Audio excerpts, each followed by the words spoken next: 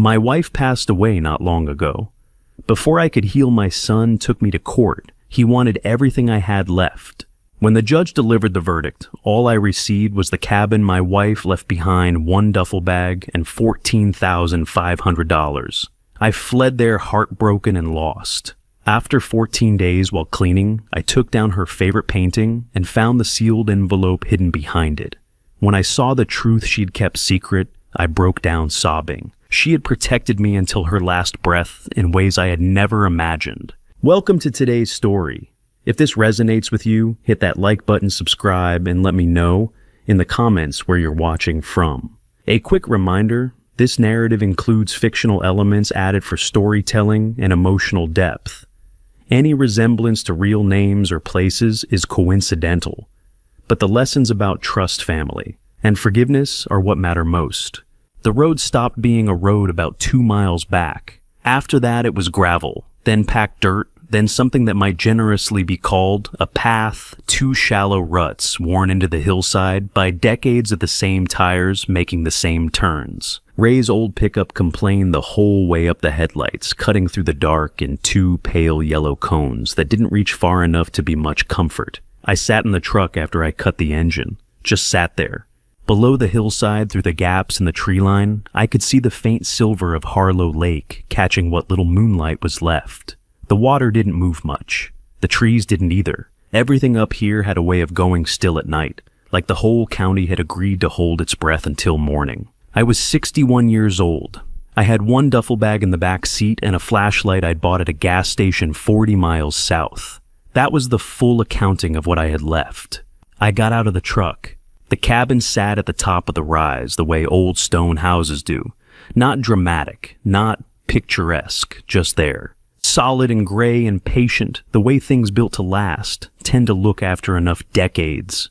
Eleanor had loved that about it.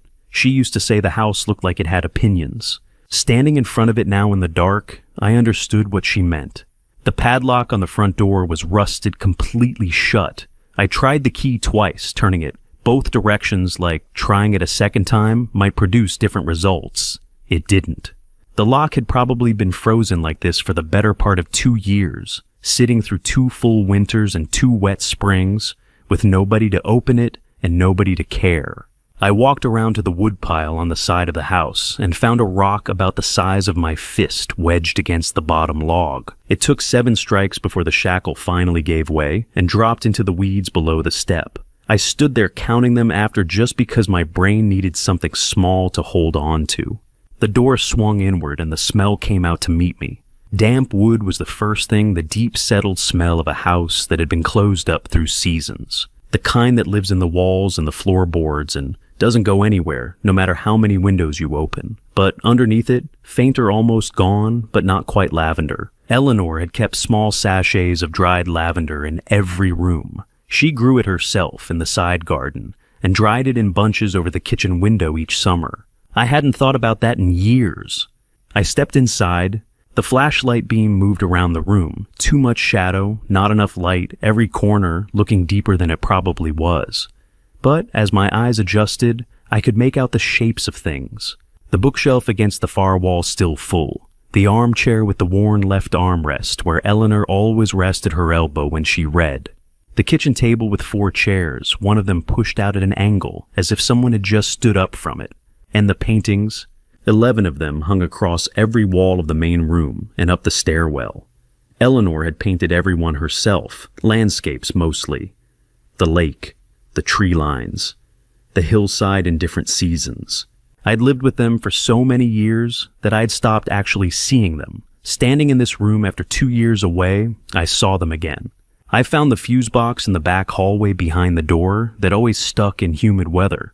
I put my shoulder into it, and it opened with the groan of a house that had been waiting for something without knowing what. The breakers were all tripped to the middle position, the classic sign of a house properly shut down by someone who knew what they were doing. Eleanor had always known what she was doing. I flipped them one by one. The kitchen light came on, not fully at first, just the flicker of an old bulb, deciding whether it still had the will to work, settling finally into a pale, steady yellow that fell across the table, and the 4 chairs, and the pushed-out one. I went back to the main room and sat down on the floor, not in a chair, on the floor with my back against the couch and my legs out in front of me and the flashlight lying beside me, still casting its beam at the ceiling. The house made sounds around me the way houses do, small creaks and shifts, the particular language of old wood and stone, finding their positions for the night. Something settled inside me too.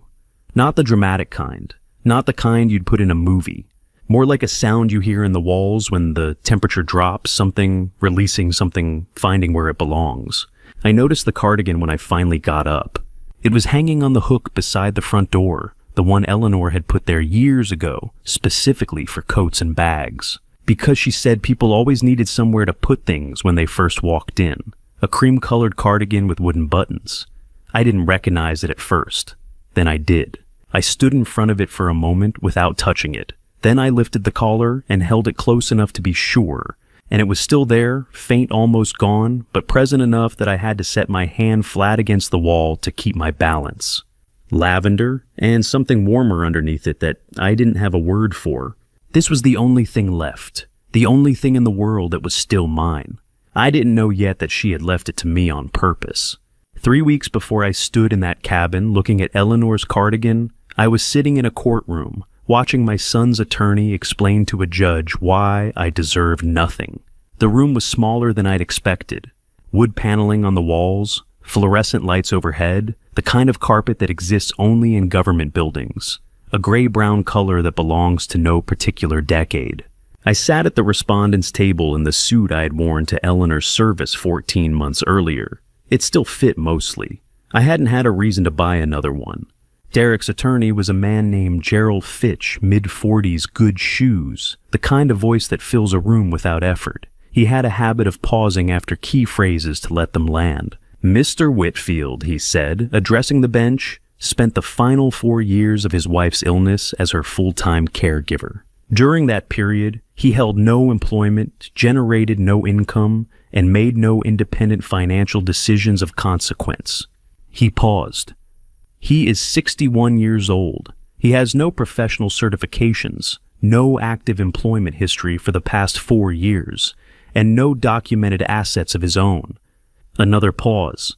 He is by every practical measure financially dependent, and the court should recognize this reality when determining equitable distribution. I kept my eyes forward. My attorney, a man from a general practice firm 2 towns over who I'd found through an internet search, was scrolling something under the table on his phone. I could see the faint blue light reflecting off the edge of the desk. I didn't say anything. There was nothing to say. I looked instead at the window on the far wall. A strip of October sky, the color of old pewter. I had taught Derek to ride a bike on Clement Street 6 blocks from the house we'd lived in for 19 years. He was 7. He'd wanted to skip the training wheels entirely, which was a bad idea, but I'd let him try it his way first, because I knew he needed to find that out for himself. He fell 4 times. The 4th time he got up before I reached him. I thought about that a lot during the trial. I also thought about the February when he was 9 years old and ran a fever for 4 days straight. I slept on the floor of his bedroom, with a pillow from the hall closet waking every 2 hours to check on him. Eleanor brought soup. I read him the same chapter of the same book 3 nights in a row, because it was the only one he wanted. He was my son.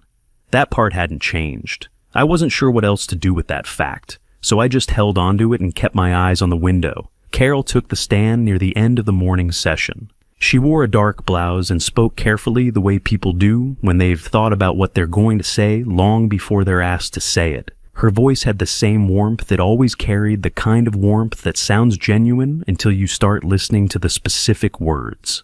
"James is a good man," she said. I've always believed that. But managing the property, handling accounts, planning for the future, that was always Eleanor's domain. James was never particularly involved in those kinds of decisions. The judge made a note. I didn't look at Carol directly. I looked at the table in front of me and listened to the words she chose and thought about how much thought had gone into choosing them. The decision came after lunch. Judge Harlan read from his notes in a flat practice voice. The marital home, a 4-bedroom colonial we'd spent 3 years renovating, went to Derek. The joint accounts, the retirement fund, the 2019 sedan, Various assets itemized on a sheet I had been given a copy of, 3 pages single-spaced. The cabin in Crestwood County was listed near the bottom of the second page. Property assessed at $47,000, rural limited access. Asset value negligible. Derek's attorney made a small notation. Derek himself glanced at the line and looked away. From where I sat, I could see Carol in the back row give a slight lift of her shoulders, not quite a shrug, but close. I received a check for $14,500, representing my share of a joint savings account that had existed for 11 years. The handshake from Gerald Fitch lasted approximately 1 second. Ray was parked outside in his blue pickup engine running. He'd waited the whole morning without being asked. That was Ray he didn't make things into, more than they were, which was exactly what I needed. I got in, closed the door. Through the windshield, I watched Derek and Carol walk out of the courthouse together. They were talking, not arguing, not serious, just talking the way two people talk when things have gone the way they planned. Carol said something, and Derek smiled. I looked down at the check in my hand. $14,500. 40 years of a life. 40 years of decisions, compromises, rooms shared, and rooms given up mornings and winters, and the kind of arguments you have with people you actually love. $14,500. Ray didn't ask right away. He waited until Derek's car had pulled out of the lot. Then he said quietly, "Where do you want to go?" I folded the check once and put it in my inside pocket. "Take me north," I said. "Eleanor's place." The first week wasn't about healing. It was about surviving the kind of ugly that nobody photographs.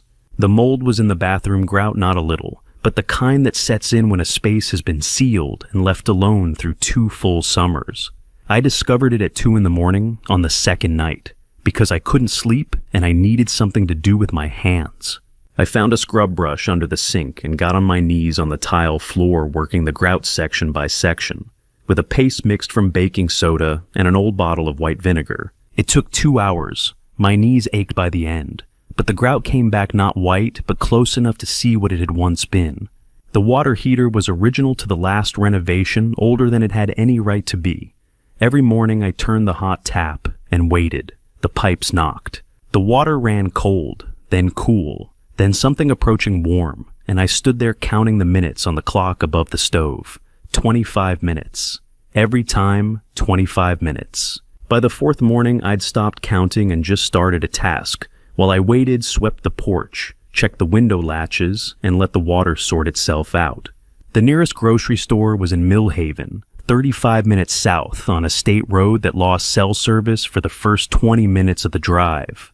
The first time I made the trip, I sat in Ray's truck and tried to calculate what I could spend. $14,500, minus gas, minus electricity through the winter, minus whatever the water heater eventually cost me. I didn't have a number for that last one, so I gave it a number I thought I could survive. I bought 12 cans of soup, a box of crackers, a bag of rice, and a half-gallon of whole milk. $61 and some change. I ate soup for 5 days straight. Not because it was what I wanted, but because every dollar spent was a dollar I wouldn't have later, and I didn't yet know what later looked like. On the 3rd day, I called Carol. The phone rang 7 times before she picked up. James. Her voice had that particular quality, warm, measured as if she were genuinely glad to hear from me, and also somewhere slightly more important. "I am at the cabin," I said. "I know." A brief pause. "How are you holding up?" I told her I was managing. She asked if staying there long-term was realistic. I said I hadn't decided anything yet. She said gently, the way she said most things that Derek had mentioned, there was a room available if I needed something more practical. I said I appreciated it. Then I ended the call, set the phone face down on the kitchen table, and didn't pick it up again for the rest of the day. On the 5th day, I went through a box of Eleanor's things I'd found in the hall closet not to sort, not to throw away, just to touch.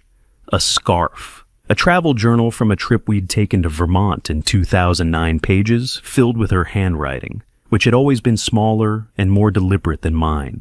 A ceramic mug with a chip in the rim that she'd refused to throw out because she liked the weight of it. I put everything back exactly as I'd found it. The toolbox was under the kitchen sink. Flat metal painted gray, the paint chipping at the edges. I opened it because the bathroom faucet had developed a drip I could hear from the hallway. Eleanor had labeled everything inside, not typed labels handwritten in her small, deliberate print on strips of masking tape pressed along the handles and shafts. Flathead, Phillips, 3/8 wrench, needle nose. The label on the hammer just said hammer, because Eleanor had a sense of humor about things that didn't require one. I fixed the bathroom faucet, then the latch on the back door. Then I climbed on a chair and worked the bedroom window back into its frame it had warped and wouldn't close flush.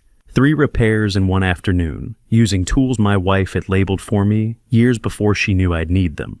I found the photograph near the bottom of the box, tucked inside an old issue of a regional magazine. Carol was in it, standing on the north slope above the lake, the same angle you'd see if you walked 20 minutes past the cabin and kept going up. She was next to a man I didn't recognize, tall, dark coat hands in his pockets, facing slightly away from the camera as if he hadn't known the photo was being taken. No date on the back, no caption, nothing written at all. I set the photograph in the kitchen drawer beneath the utility bills and the spare batteries and went back to cleaning. I didn't think much about it. Not then. By the 7th day, I had settled into something that wasn't routine exactly, but had the shape of one. I cleaned in the mornings, repaired in the afternoons, ate in the evenings without turning anything on. No background noise, no distraction. That afternoon, I started on the walls, wiping down the plaster with a damp cloth from the kitchen toward the hallway section by section. By the time I reached the staircase, the light through the western window had turned amber and long. I stopped in front of the largest painting Eleanor had ever made. I had never really looked at it before, not the way it deserved. She painted it in the last good autumn before the diagnosis. I remembered the afternoon she finished it. She came downstairs with oil paint on her forearm, a streak of amber and sienna she hadn't noticed, and set her brush in the jar on the kitchen counter and said, without any particular ceremony, "I think that's the most honest thing I've ever made." I'd said something like, "That's a high bar," and she'd smiled and poured herself a glass of water and gone back upstairs. I hadn't thought much about it at the time. I should have. The painting was 3 feet wide and 4 feet tall, hung on the plaster wall beside the staircase, at a height that meant you had to look up slightly to take it in properly. It showed the maple forest on the north slope above the lake in full autumn color. Not the bright postcard version of fall foliage, but the deeper, more complicated version that happens in late October when the peak has passed and the colors have started to darken at the edges. Rust and ochre, and a particular shade of burnt orange that Eleanor seemed to find everywhere. The tree line reflected in the surface of Harlow Lake below, the reflection slightly distorted, the way still water always slightly distorts what it holds. She'd painted it from memory. She always did. She said photographs flatten things in ways she didn't trust. I stood in front of it for a long time, long enough for the light through the western window to shift slightly on the canvas. Then I reached up and lifted it from the wall. It was heavier than I expected, not by a little. The frame was solid oak. I hadn't realized that before. And the canvas backing was layered with something a stiffening board she must have added herself. It took both hands and a careful step backward to bring it down without hitting the banister. I set it against the opposite wall face out and started to turn back toward the staircase. And then I looked at the back. A manila envelope sealed flat against the back of the canvas with brown packing tape that had yellowed and gone slightly brittle with age. Pressed close edges flush the way someone had taken care with it. It had been there a long time. My full name was written across the front in Eleanor's handwriting. Not James. My full name the way she wrote it on forms and important things. Underneath in a smaller hand, a single line. If you are reading this, the last autumn has come. I sat down on the bottom step of the staircase. I held the envelope in both hands for a moment. It wasn't heavy, but it felt like it was.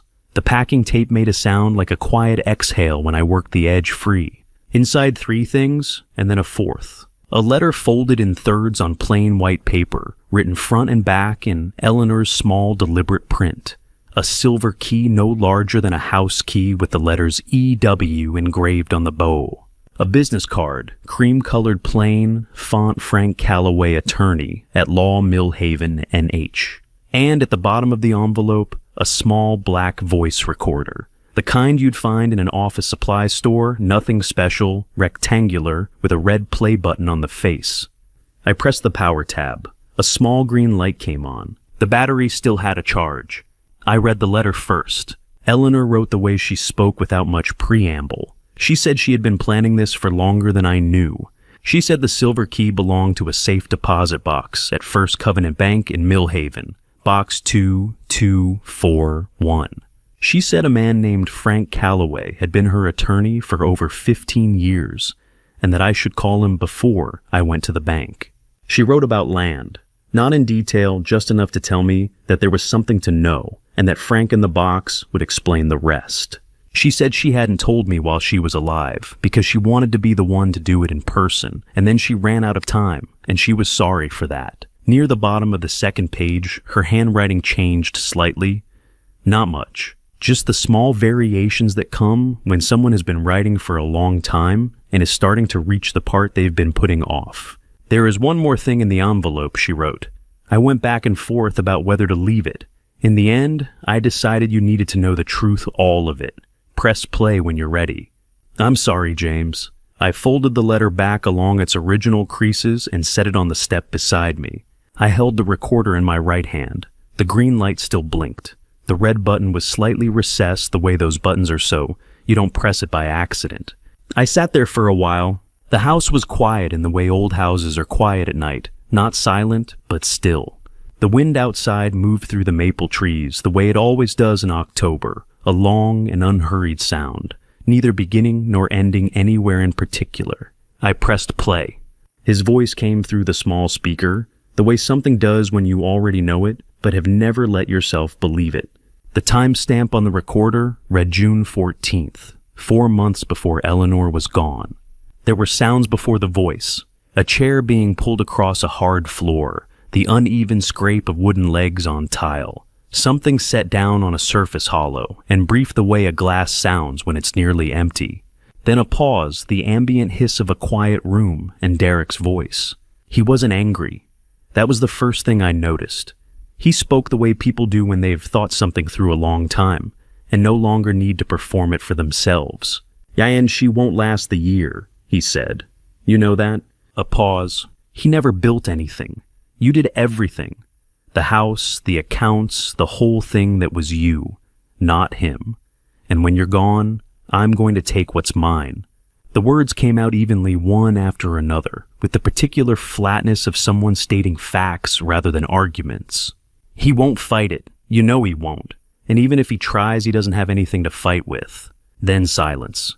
Not the silence of someone who's finished speaking. The silence of someone else in the room who has chosen not to answer. Eleanor did not respond. No words, no movement, no sound I could identify as a reaction.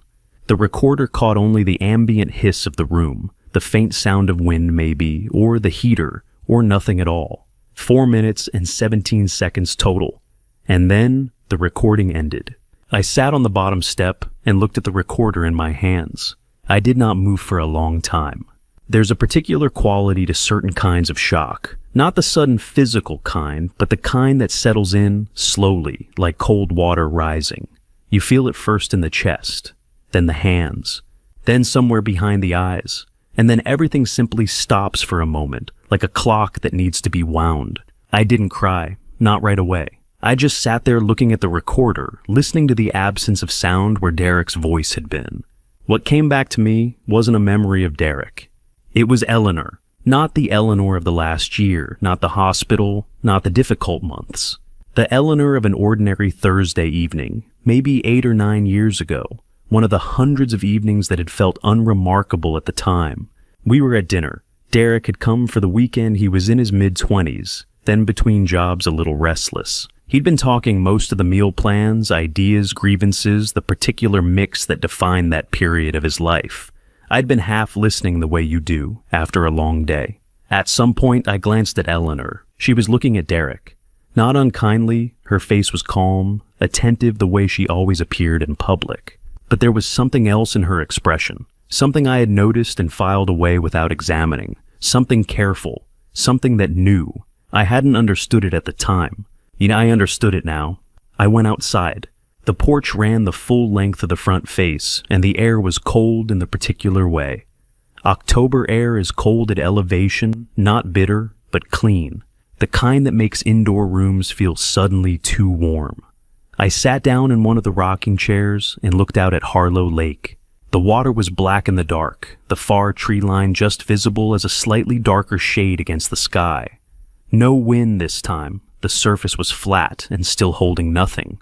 I held the recorder in one hand and just sat. I don't know how long I stayed out there. Long enough for the cold to work through my jacket. Long enough to stop listening for sounds and just let the quiet be what it was. At some point, something shifted. Not a decision exactly. More like an understanding arriving without announcement. Eleanor had not made that recording out of anger. She wasn't the kind of person who kept things as weapons that wasn't who she was, and I had known her long enough to know the difference between who she was and who she wasn't. She had made it because she knew.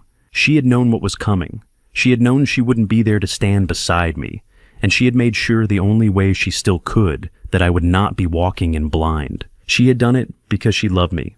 That was it. That was all of it. I went back inside when my hands had gone numb. That night, I lay in the bed we had shared for more years than I could count in the dark, and I held the silver key between my fingers. It was small and cold and solid in a way that seemed out of proportion to its size. At some point, I must have pressed it against my palm, because when I finally opened my hand in the early morning gray, there was a faint red mark across the skin where the metal had rested. One bank, one box. And whatever Eleanor had spent 38 years building without saying a word to anyone.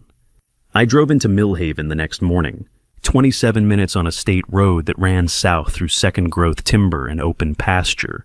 Main Street was 4 blocks long, a hardware store, a diner, a law office with an old sign, a post office that looked like it had been built in the same decade as the cabin. First Covenant Bank sat at the far end on the corner, brick and stone, a flag out front that the wind had wrapped loosely around its pole. I went in through the glass door and stood at the front counter. The teller was a woman in her 40s, efficient looking with reading glasses on a lanyard. I told her I was there about a safe deposit box. She asked the number. When I said 2241, something shifted in her expression. Not alarm, not recognition, exactly. But the faint adjustment that happens when a person hears something they've been half expecting. She asked me to wait one moment, and then she picked up an internal phone and turned slightly away.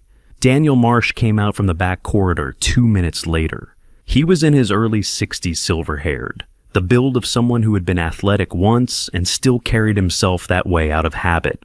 He wore a plain gray suit, no tie, a white shirt buttoned to the collar. He crossed the lobby at an unhurried pace, offered his hand, and said, "You must be James."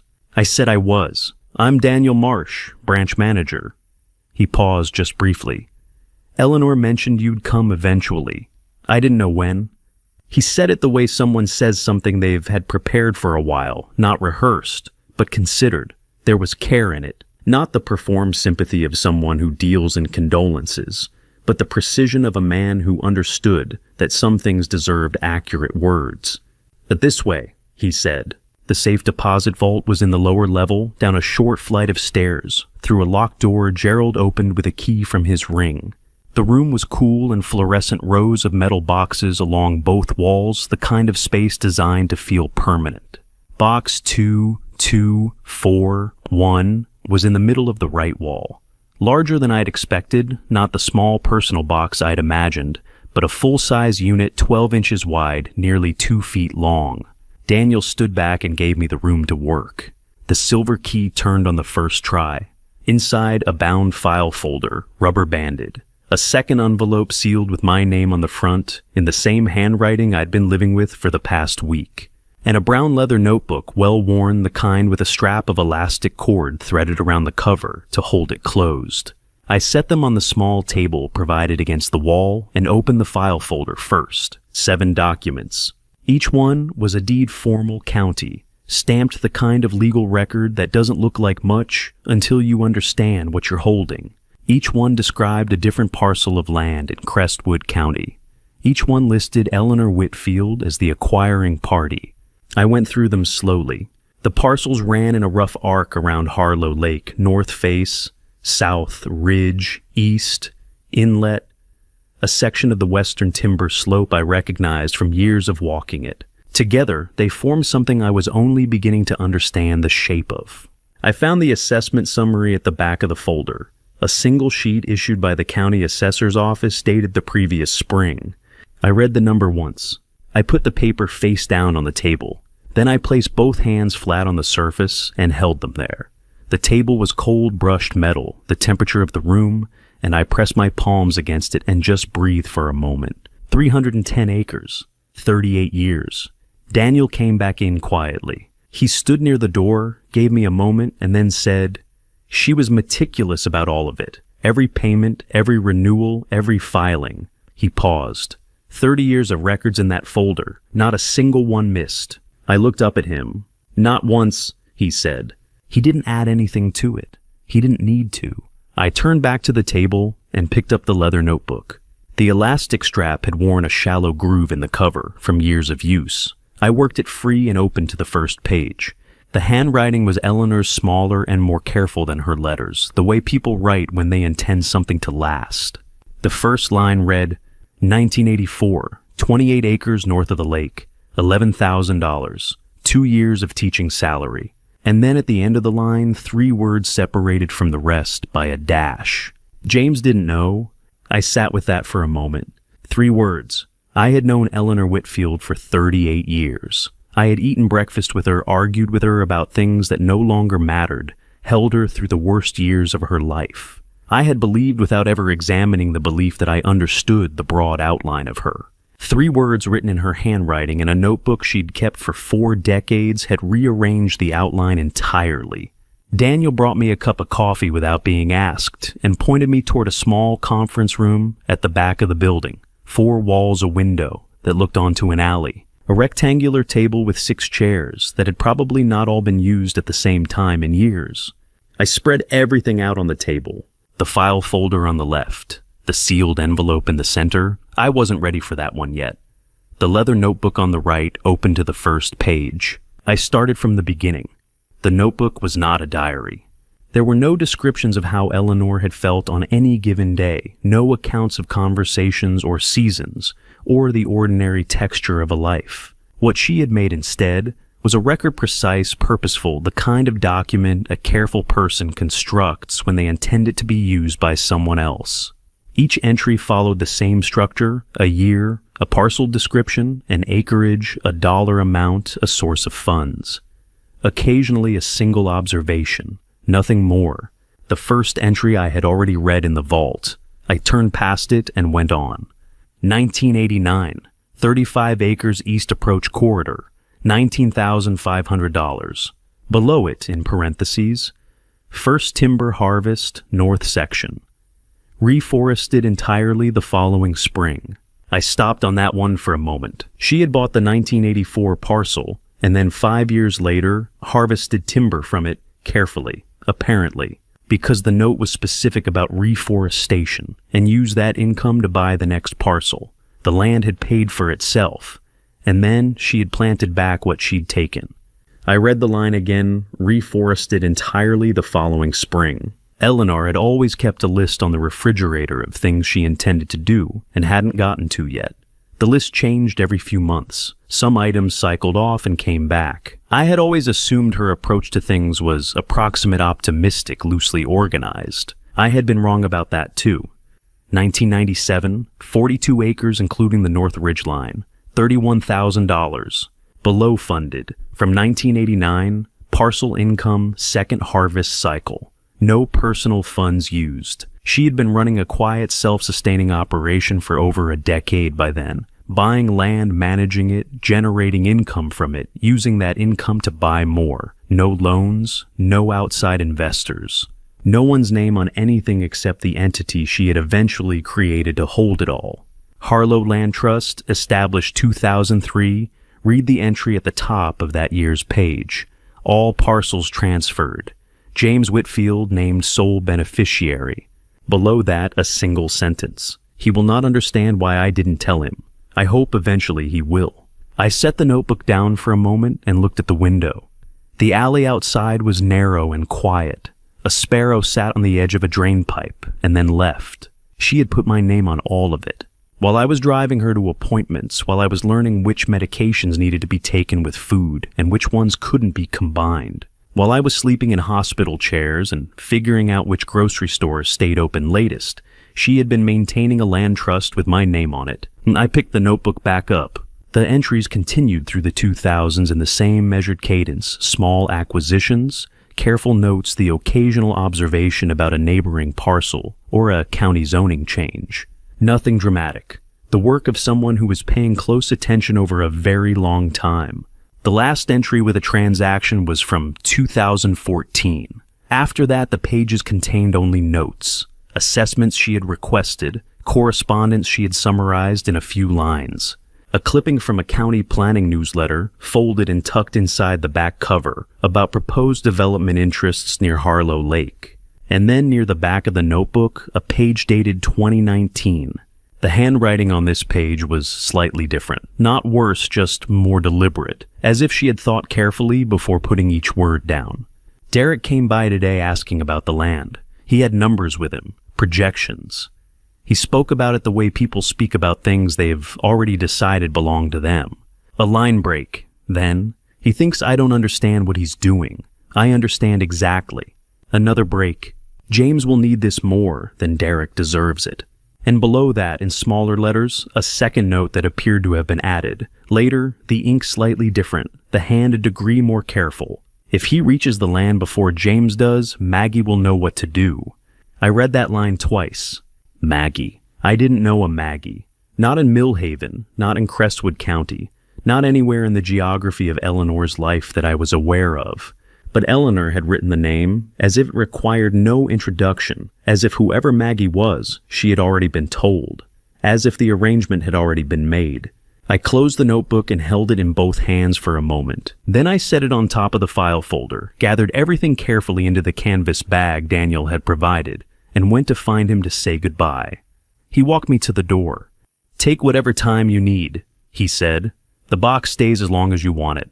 I thanked him and drove back north. That evening, I made something that wasn't canned soup for the first time, pasta, from a box I'd found in the back of the pantry, with olive oil and salt. I ate at the kitchen table without turning anything on. Afterward, I sat in the armchair by the front window and read through the file folder once more slowly, until I had the shape of it clearly in my mind. That night, I slept better than I had in weeks. The next morning, Carol called. She called while I was still in the kitchen. I had been standing at the counter with a second cup of coffee, looking out the window at the frost on the grass, the first real frost of the season, thin and white, covering the ground between the cabin and the tree line. The phone rang and I picked it up without checking the screen.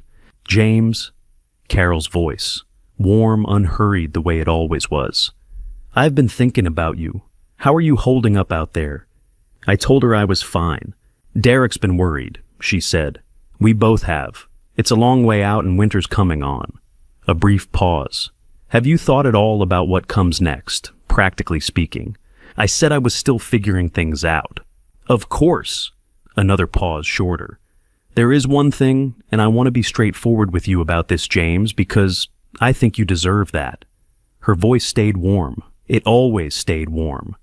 Derek's accountant raised a concern about the farm. The way it's currently titled with the estate still unsettled, there could be tax complications down the line.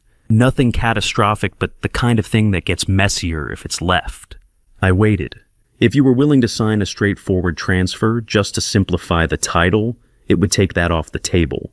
Derek would handle all the paperwork. You wouldn't need to do anything except sign. "I'm not going to do that," I said. A brief silence. Then, "I understand. I just wanted to raise it while there was still time to handle it cleanly." Her tone hadn't changed, not by a degree. "No pressure at all, James. I just want what's best for everyone." I said I appreciated it. Then I ended the call and set the phone face up on the kitchen table. I stood at the window for another minute watching the frost. Then I thought about the photograph. I went to the kitchen drawer and found it where I had left it 2 weeks earlier, tucked under the utility bills and the spare batteries. I pulled it out and carried it to the table, where the morning light was better. I had looked at it before, but quickly the way you look at something when you're not yet sure it matters. Now, I looked at it properly, Carol was on the left side of the frame, standing on the north hillside above the lake. She was wearing a jacket I recognized, a light tan field jacket she had had for years, the kind with the flap pockets on the chest. She was turned slightly to the right, one arm extended, pointing towards something in the middle distance. The gesture was specific, not the vague wave of someone indicating a general direction, but the deliberate point of someone identifying a particular location. The man beside her was tall, wearing a dark coat. Carrying what I could now see clearly was a folded survey map, the kind with topographic lines, the kind you get from a county land office. He was holding it open with both hands, looking in the direction Carol was pointing.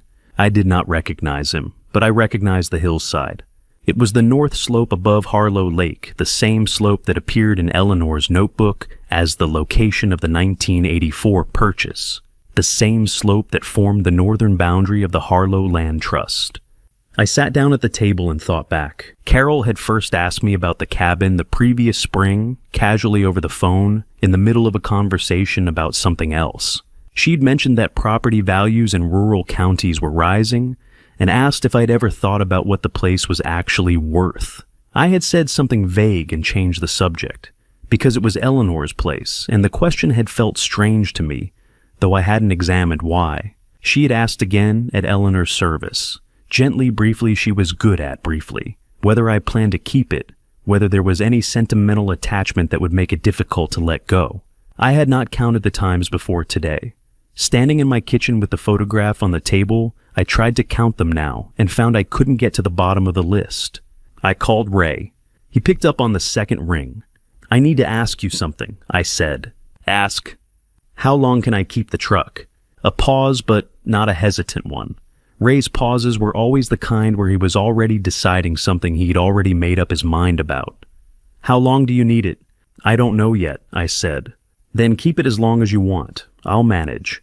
A brief silence. "You doing all right up there?" I told him I thought I was starting to figure some things out. He said that sounded like a yes and let it go at that. I put the photograph in the inside pocket of my jacket, not back in the drawer, in my pocket where I could find it easily.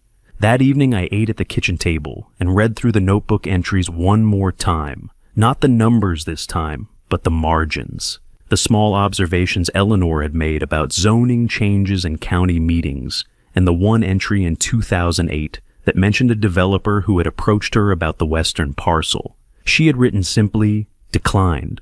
One word, no explanation. I closed the notebook and looked at the window.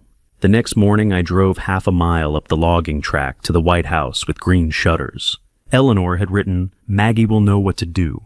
She opened the door before I knocked. I had my hand raised to knuckles an inch from the wood when the door swung inward and Margaret Oakes stood in the frame, a woman in her mid-60s, compact and steady, with gray hair cut short and the kind of face that has spent a long time outdoors. She looked at me the way people look at someone they've been expecting for a while, without knowing exactly when. "You look like a man who just read something he can't unread," she said. "Is it that obvious?" "Come inside," she said. I just made coffee. The kitchen was warm. In a way, the cabin was still working toward the particular warmth of a room with a wood-burning stove going, and something on the counter that smelled of cinnamon, a cast-iron pan on the back burner, a row of ceramic mugs on hooks above the window, a braided rug on the floor, worn soft from years of use. She poured 2 cups without asking how I took mine, set them on the table, and sat down across from me. "Eleanor told me you'd come eventually," she said. "She said it might take you a while to find the notebook." "It was behind the painting," I said. Maggie nodded as if that confirmed something. "That sounds like her?" She had known Eleanor for 19 years, since the spring Eleanor and I had done the first round of repairs on the cabin, and Maggie had appeared at the fence line with a jar of pickled vegetables, and the general demeanor of someone who intended to be a neighbor in the full sense of the word. They had fallen into the kind of friendship that doesn't require constant maintenance, the kind where months could pass without a conversation, and nothing was lost when they picked it back up. "She never talked much about the land with me," Maggie said. "Not directly, but she talked around it the way she talked around things that mattered to her. She'd mention a parcel or a county meeting she'd attended, and I'd ask and she'd say, 'Oh, it's nothing, just something I'm keeping an eye on.' A brief smile. Eleanor kept a lot of things under quiet supervision. I asked if Eleanor had ever talked about me. Maggie looked at her cup for a moment. Then she said you trusted people too easily, that it was one of the things she loved most about you. Another pause, and that it was the thing that worried her most. I didn't say anything. She didn't mean it as a criticism, Maggie said. I think you know that. There was a moment of quiet, the kind that settles between people when something true has just been said, and neither party needs to elaborate on it. Then Maggie set down her cup and folded her hands on the table. There's something I've been holding on to, she said. I've been waiting until it was the right time to tell someone. I think you're the right someone, and I think this is the right time. She told me about the week Eleanor was in the hospital for the last time. It was in October 2 years ago. Eleanor had been admitted on a Monday, a decline they had been watching for. The doctors had said not a surprise, but still a threshold. I had been at the hospital every day. I remembered the week clearly, the particular quality of hospital light, the sound of the hallway, the chair I'd slept in on the third night. What I had not known was what was happening back at the cabin. On the Wednesday of that week, Maggie had been working in her yard when she saw a car come up the logging track, a car she didn't recognize. It parked near the cabin gate. 2 men got out. One of them she recognized after a moment, Derek. The other man, she didn't know. He was tall, dark coat. He was carrying what looked like a rolled document, a map or a survey. They walked the property line for nearly an hour. The perimeter of the north field, the ridge above the lake, the eastern fence. Derek moved the way someone moves when they're not visiting a place, but assessing it, measuring with his eyes, stopping to note distances, pointing at landmarks. They did not go to the hospital that day. Maggie had gone inside and called Eleanor. I didn't know what to say exactly, Maggie told me. I described what I'd seen. She listened to the whole thing without interrupting. Maggie paused. When I finished, there was a silence. And then she said, "Thank you, Maggie. Now I know what I need to do." That was all. But I knew Eleanor well enough to know what that tone meant. She looked at me steadily. 2 days later, her attorney came to the hospital. The man from Millhaven, Frank Calloway. I said I knew who he was. She had him bring something. A file, I think. She signed things. Maggie picked up her cup, considered it, set it back down. She didn't tell me the details, but she called me that evening from her hospital room, which she almost never did, and she said she'd taken care of something that needed taking care of. The kitchen was quiet except for the sound of the stove. He came to the land, Maggie said, before he came to her bedside. She said it plainly without drama. She told me that herself. Those were the last words she ever said to me about it. I drove back down the hill in Ray's truck with the heater running and the windows beginning to fog at the edges. My phone was on the passenger seat. I picked it up at the bottom of the track to check the road conditions and saw the screen. 2 missed calls, Derek's number, both of them one while I'd been sitting in Maggie's kitchen, one while I'd been on the logging track coming down. I set the phone back on the seat face down. I did not call back. It was a Saturday morning 5 days after I came back from Maggie's. He didn't call ahead. Of course he didn't. I heard the vehicle before I saw it, tires on gravel, the particular sound of something heavier than Ray's truck coming up the track at a pace that wasn't hurrying, but wasn't being careful either. I was on the porch with a cup of coffee when the silver pickup came around the bend in the tree line and parked at the gate. Derek got out. He was dressed down from the last time I'd seen him. No blazer, just dark jeans and a gray canvas jacket. The kind of deliberate casual that still looks like it was considered. He walked up the path with his hands in his pockets and a particular set to his shoulders that I recognized. It was the posture of someone who had decided how a conversation was going to go before it started. "Dad." He stopped at the base of the porch steps. "You look better than I expected. Coffee's inside if you want some," I said. He shook his head slightly. "I'm fine." He looked at the cabin, then back at me. A brief survey quickly done. "How are you holding up out here?" "I'm managing," I said. A nod. "Good." He took one step up onto the porch, not asking, not waiting to be invited, just moving into the space the way he always had. I wanted to come by, check in. Another pause shorter. I know things didn't go the way either of us wanted in court. I held my cup with both hands and waited. He got to it on the third sentence. I know about Pinnacle Group, he said. I know about the land. He said it without buildup, as if he were reporting something we both already understood. I've been aware of it for a while, Dad. And I think if we approach this the right way together, there's something real here for both of us. I didn't say anything. This is family property in a sense. Mother's land, yes, but family. And if Pinnacle is already circling, then the window to get ahead of this is now. He shifted his weight slightly. His voice had the cadence of someone who had practiced the speech not enough to make it obvious, but enough that the seams showed if you were listening for them. I'm not talking about taking anything from you. I'm talking about doing this right with people on your side who understand what's involved. He paused and looked at me. If we're family, he said, we can work this out. I looked at him for a moment. There's a particular thing that happens when you stop wanting something from a conversation. The other person keeps moving toward where they thought you were standing, and you've already stepped aside, and there's a brief moment where you can see everything clearly before they notice. I know about the maps, Derek, I said. He didn't move. I know about the week your mother was in the hospital, the last time. I set my cup down on the porch railing slowly. I know you came up here. I know you walked the property line. I know what you were carrying. Something shifted in his face, a tightening around the jaw, a brief stillness in the eyes. He recovered quickly the way someone does when they've trained themselves to recover quickly. But not quickly enough that I missed it. The dad, go home, Derek. The words came out even and flat. No rise in them, no heat. I picked my cup back up. He stood there for a moment. Then he turned and took 2 steps toward the porch stairs. He stopped. He didn't turn all the way around just enough. You don't know what you're getting into, he said.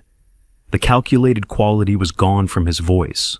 What was left was something flatter and more tired. You think you do. You don't. I've read every deed in the file, I said. I know exactly what I'm getting into. He stood on the step for another moment. Then he walked to his truck, got in, and drove back down the track without looking back. I watched the silver hood disappear behind the tree line. I went inside and called Frank Calloway. He picked up on the second ring. It started, I said. There was a brief pause on his end. Not surprised, just the pause of a man who keeps his reactions to himself until he's ready for them. I know, he said. His attorney called me this morning. I stood in the kitchen and looked at the window. The frost from earlier in the week had gone.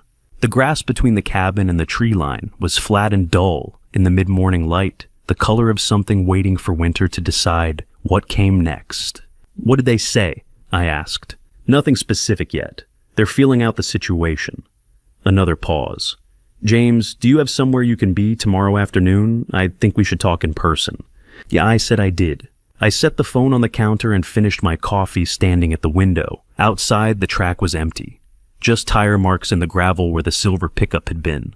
Frank called on a Tuesday morning, 3 days after Derek left my porch. His voice was steady, clinical, the tone he uses when the news is worse than expected. I was standing in Eleanor's kitchen halfway through my second cup of coffee, watching a pale November sky press down on Harlow Lake.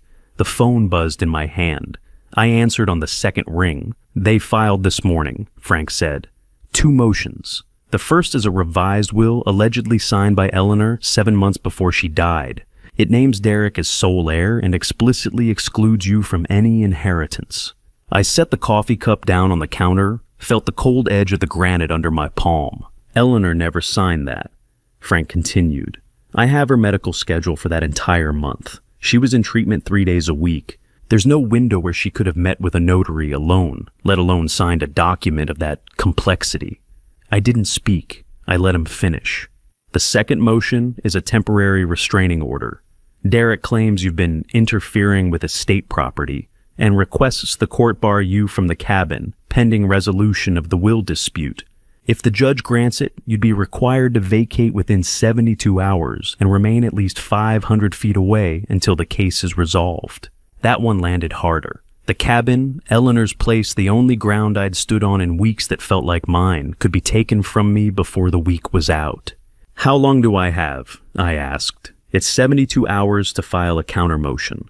If we don't respond, the restraining order becomes enforceable by default. After that, if you set foot on the property, Derek can have you arrested for contempt.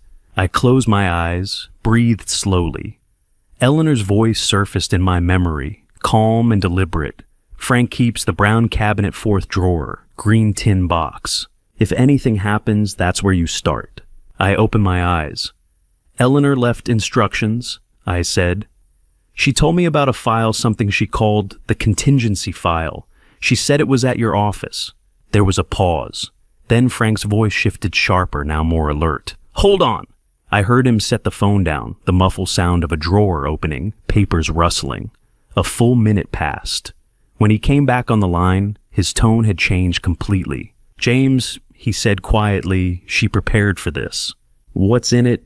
Legal opinions from 3 independent firms confirming the Harlow Land Trust's validity.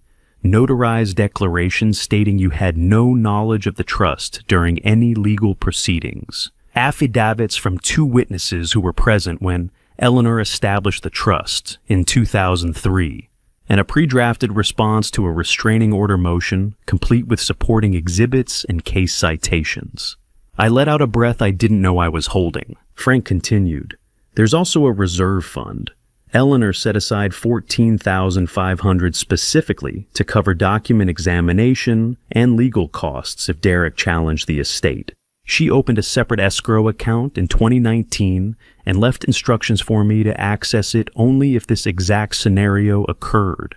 I thought of the check I'd received after the courtroom, the one I'd thought was all I had left. Eleanor had matched it penny for penny and hidden it in a lawyer's filing cabinet for a war she hoped would never come.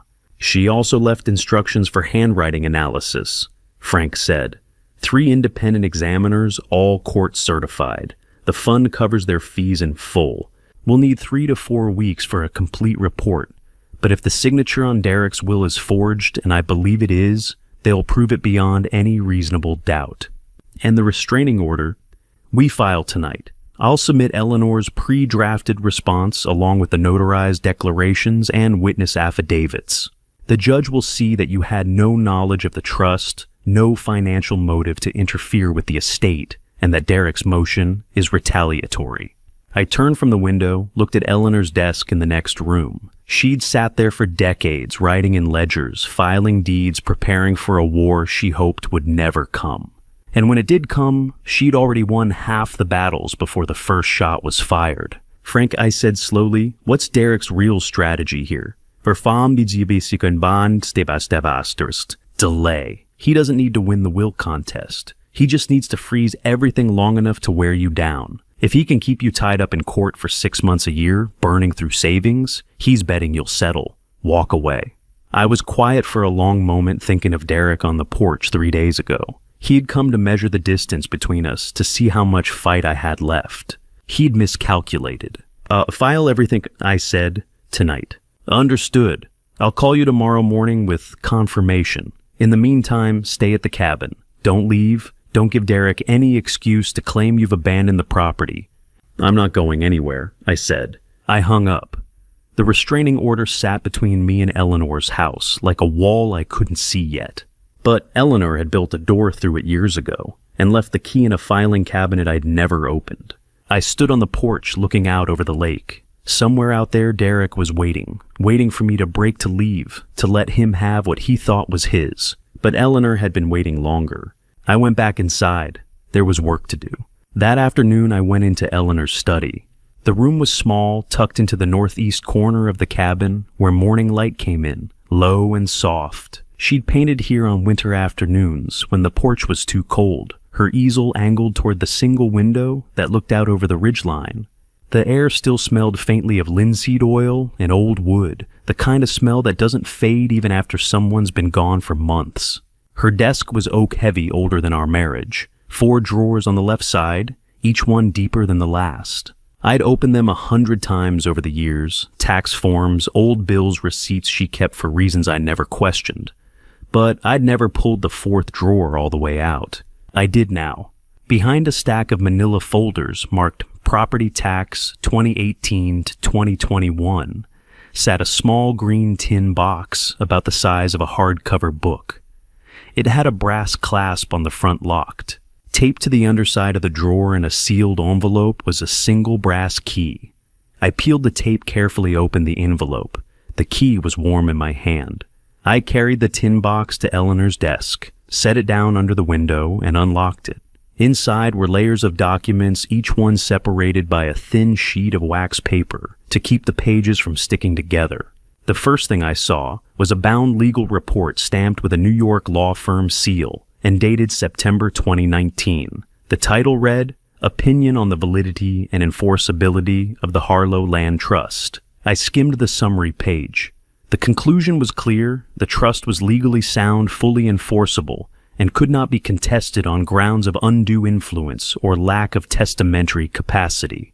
Beneath it was a second report from a Boston trust law specialist dated March 2020, reaching the same conclusion. A third report from a Millhaven attorney I didn't recognize was dated June 2021. Eleanor had paid 3 separate firms to confirm what she already knew. Beneath the legal opinions was a single-page affidavit signed and notarized in October 2022, years before Eleanor died. It read, I, Eleanor Rose Whitfield, declare under penalty of perjury that my husband James Arthur Whitfield has had no knowledge of the Harlow Land Trust, its contents, or its beneficiary designation at any point during our marriage or during any legal proceedings involving our son, Derek Whitfield. This declaration is made to protect James from allegations of conspiracy, fraud, or collusion. Her signature sat at the bottom, small and deliberate. I read it twice. She'd known Derek would accuse me. She'd known, and she'd written this to stop him before he could. The next layer was thicker. 23 pages of Eleanor's notarized signatures collected over 18 years. Each one was dated, witnessed sealed. Some were from land purchases, others from trust amendments. A few were from medical consent forms during her treatment. I understood immediately. If someone tried to forge Eleanor's signature on a fake, these pages would prove it. Any handwriting expert could compare them line by line, loop by loop, and show the forgery for what it was. She'd built an unbreakable chain of authenticity, one signature at a time. Beneath the signatures was a letter, 3 pages handwritten, dated October 14th, 2020. Her handwriting was steady here. This was before the tremor started, before the treatments wore her down. The letter began, James, if you are reading this, then the last autumn has come, and I am not there to see it with you. I did not tell you about the land because I did not want you to carry the weight of it while I was alive. I did not want Derek to see you as an obstacle. I did not want our home to become a courtroom before it had to.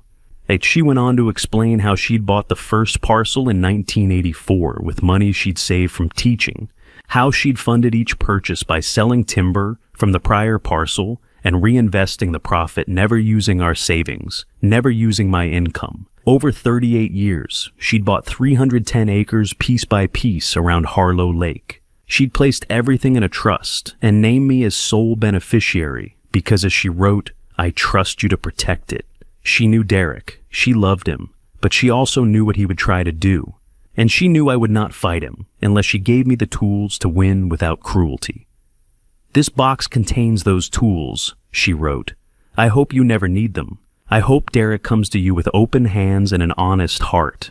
But if he does not, if he tries to take what is not his or to destroy what I built, then you must not let him. Not because you owe me, but because the land deserves better. I love you, James. I always have. Eleanor. I folded the letter carefully, slid it back into its sleeve. My hands were steady. My chest was not. At the bottom of the tin box, rolled and bound with a rubber band, was a hand-drawn map.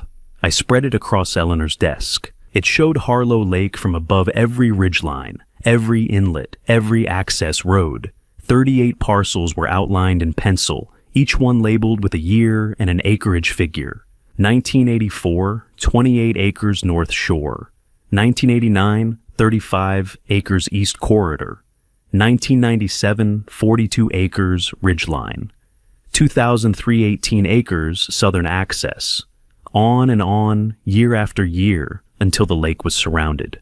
In the top corner in Eleanor's handwriting, she'd written 310 acres, 38 years, for James. I pinned the map to the wall above her desk, where her paintings used to hang. Then I sat down, picked up the phone, and called Frank. "Everything's here," I said. "Good," Frank replied. "Then we file the countermotion tonight, and James." "Yeah, 3 weeks. That's how long it'll take for the handwriting analysis. After that, we'll know for certain whether Derek forged that will." I looked at the map on the wall at the 38 years Eleanor had spent building something I never knew existed. 3 weeks, I repeated. 3 weeks, Frank said. I hung up. The countdown had begun. 3 weeks is a long time when you're sitting on something you can't touch. I learned to fill the hours. The easiest thing I found was Eleanor's easel. It had been folded flat and stored in the hall closet since before I'd arrived. I had moved it twice without thinking much about it. On the 4th day of waiting, I unfolded it on the porch and set up a canvas I found in the closet's upper shelf, still in its plastic wrapping. Eleanor kept a wooden box of oils on the shelf below the paintings. I opened it, found the brushes in reasonable condition, and set up the way I imagined she used to. Then I stood in front of the canvas and discovered I had no idea what I was doing. The first attempt at the lake looked like what would happen if you described a lake to someone who had never seen water. The trees along the far bank came out rounded and oversized, more like heads of broccoli than anything that grows in New Hampshire. The color of the water was wrong, in a way I couldn't explain, too blue in the middle and too dark at the edges, like something from a travel poster for a place that doesn't exist. I looked at it for a long time, then I set down the brush and went inside and made coffee and came back out and looked at it again. I kept it. I painted every day after that. Not because I got better quickly, I didn't, but because it was the one activity that required me to look at the lake instead of thinking about what was happening in Frank's office. My hands stopped shaking somewhere around the 5th day. I hadn't realized they'd been shaking until they stopped. Maggie came by on a Thursday afternoon, in the second week unannounced, with a jar of something she'd put up herself, and no apparent intention of staying long. She stood on the porch and looked at the canvas on the easel, a second attempt at the lake somewhat better than the first, in the sense that the trees now resembled trees, though only approximately. She didn't say anything about the quality. Eleanor used to say painting wasn't about making something beautiful, she said after a moment. She said it was about looking at something long enough to actually see it. Did she say how long that took? Maggie picked up the jar from the railing where she'd set it. She said the seeing came when you stopped trying to make it look like something and just let it be what it was. A brief pause. I always thought she was talking about more than painting. She left after 20 minutes. I stood on the porch with the jar of preserves and looked at the canvas. Frank called on the afternoon of the 12th day. "Derek withdrew the filing this morning," he said. I sat down in the armchair near the window. All 3 examiners reached the same finding. The signature doesn't match not the physical characteristics, not the pen pressure, not the formation of the letters. The document was produced after Eleanor's passing and backdated. A pause. His attorneys advised him that proceeding to a hearing would create a public record of the determination. Withdrawing keeps it out of that record. But the determination still exists, I said. The determination still exists. It's documented, it's on file, and if it ever becomes relevant again, it's there. Another pause. He avoided the hearing. He didn't erase what happened. I looked at the window, outside the porch railing. Beyond it, the lake. "What about Pinnacle?" I said. Frank's tone shifted slightly the way it did when he was moving from one kind of information to another. "Victor Hale has called 5 times this week. Their financial approval window closes in 5 months. They need a decision in order to move forward with investors." A beat. "You're going to need to be in a room with these people soon, James." I know, I said. "Set the meeting." He came back on a Thursday. I didn't hear the truck until it was already at the end of the drive. By the time I got to the kitchen window, the silver pickup was parked at the gate engine, running no one getting out. Derek sat behind the wheel. I could see him clearly from where I stood, both hands on the wheel looking at the cabin, not moving. He stayed that way for 2 minutes, I counted, without planning to. Then he put the truck in reverse and backed down the track the way he'd come, without turning around. I stood at the window for a while after he'd gone. If he had come up to the porch, I would have known what to do. I'd done it before. But this, the engine idling at the gate, the long look at the house. The deliberate decision not to approach was something different. It was the behavior of a person who was calculating rather than acting, who was waiting for something or deciding on something or both. I went back to the easel. Frank called again that evening. "Before you walk into that room," he said, "there's a name you need to know." A pause. "Someone made first contact with Pinnacle Group 7 years ago, before Eleanor passed, before any of the legal proceedings started." His voice was careful. "You need to see this in writing. I'm sending it over tonight." I looked at the map on the study wall. "Oh," I said. "Come to the office tomorrow," Frank said. "You should see it yourself." On the 12th day of waiting, I drove to Frank's office in Millhaven. He had the papers laid out on the table before I sat down, 3 neat stacks organized the way Frank organized things he considered important. No preamble. He gestured to the chair across from him and let me look. "Start with the top of the left stack," he said. The documents were internal records from Pinnacle Group correspondence meeting, summaries of contact log going back 7 years.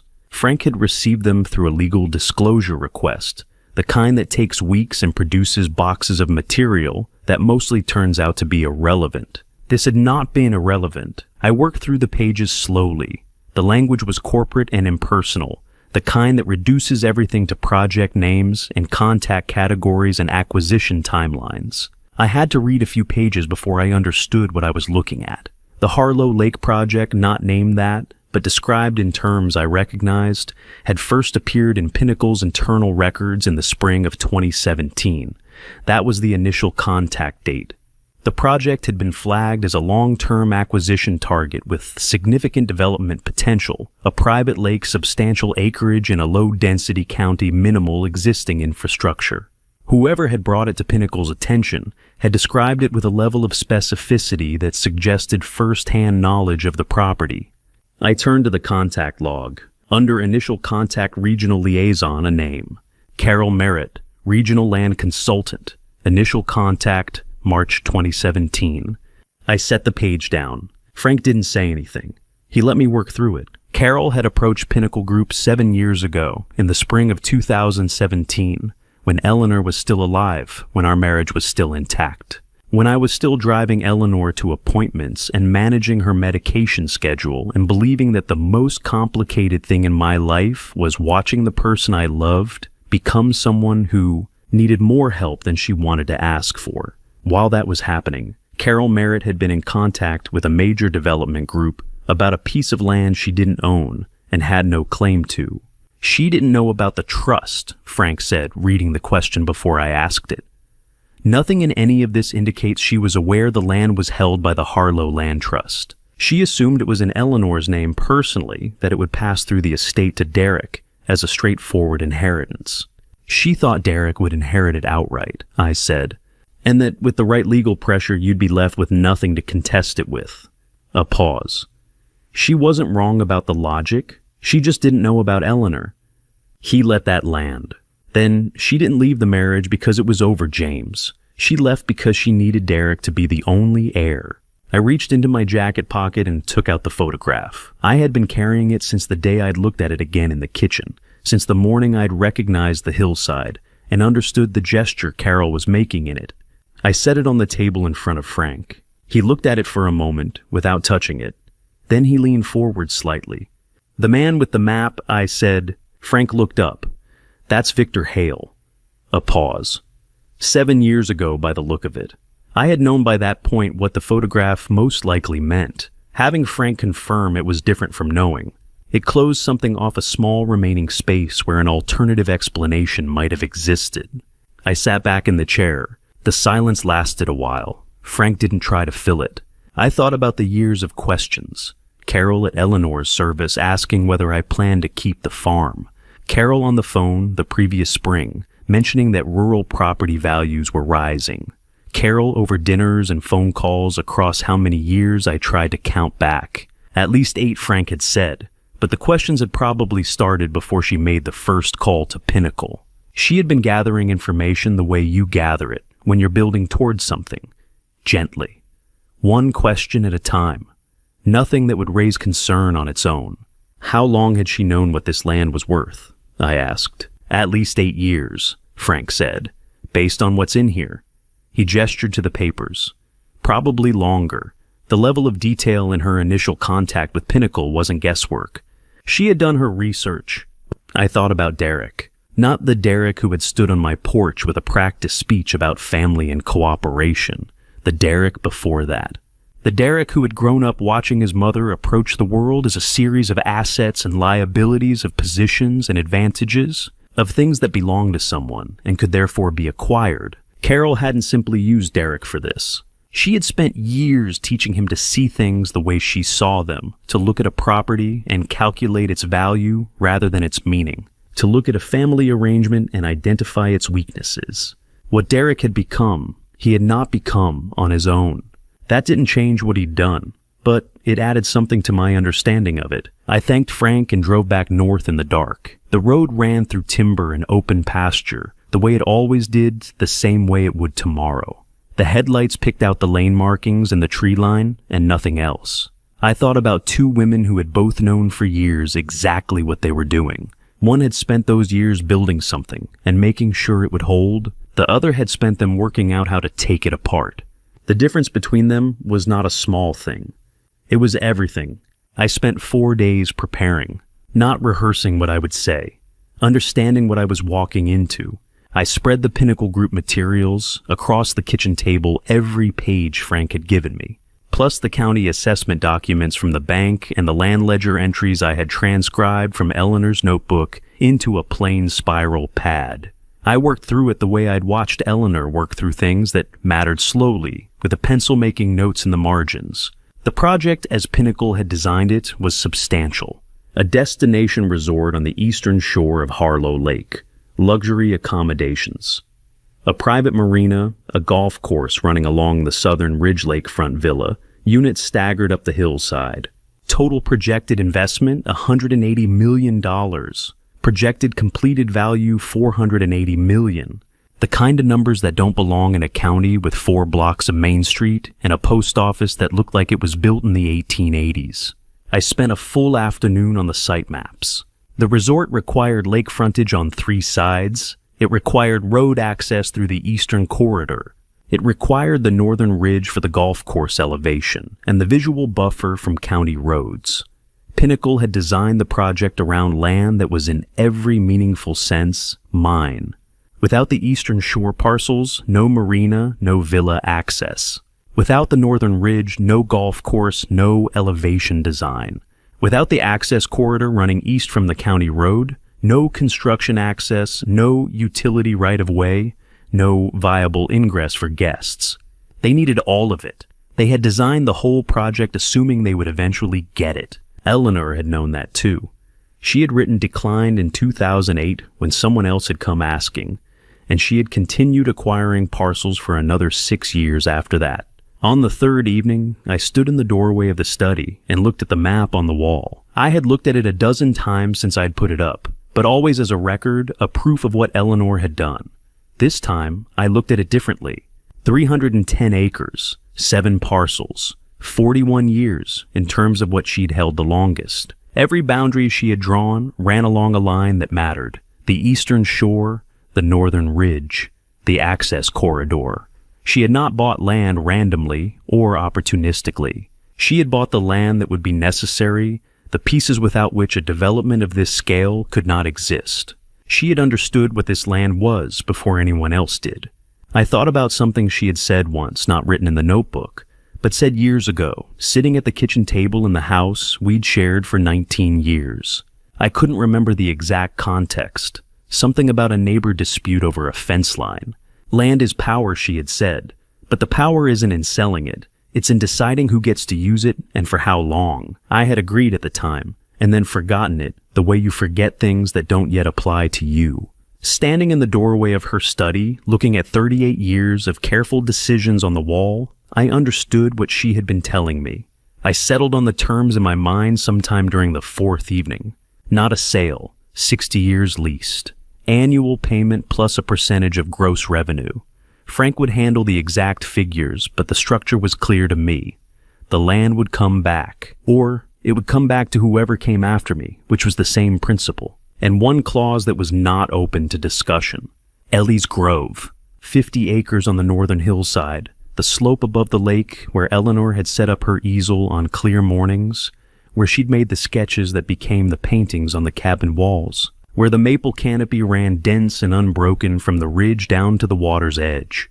No construction, no clearing, no development of any kind in perpetuity. I wrote it out in plain language on a sheet of paper and set it on top of the Pinnacle file. If they wanted the land, they agreed to that. There was no version of this where they didn't.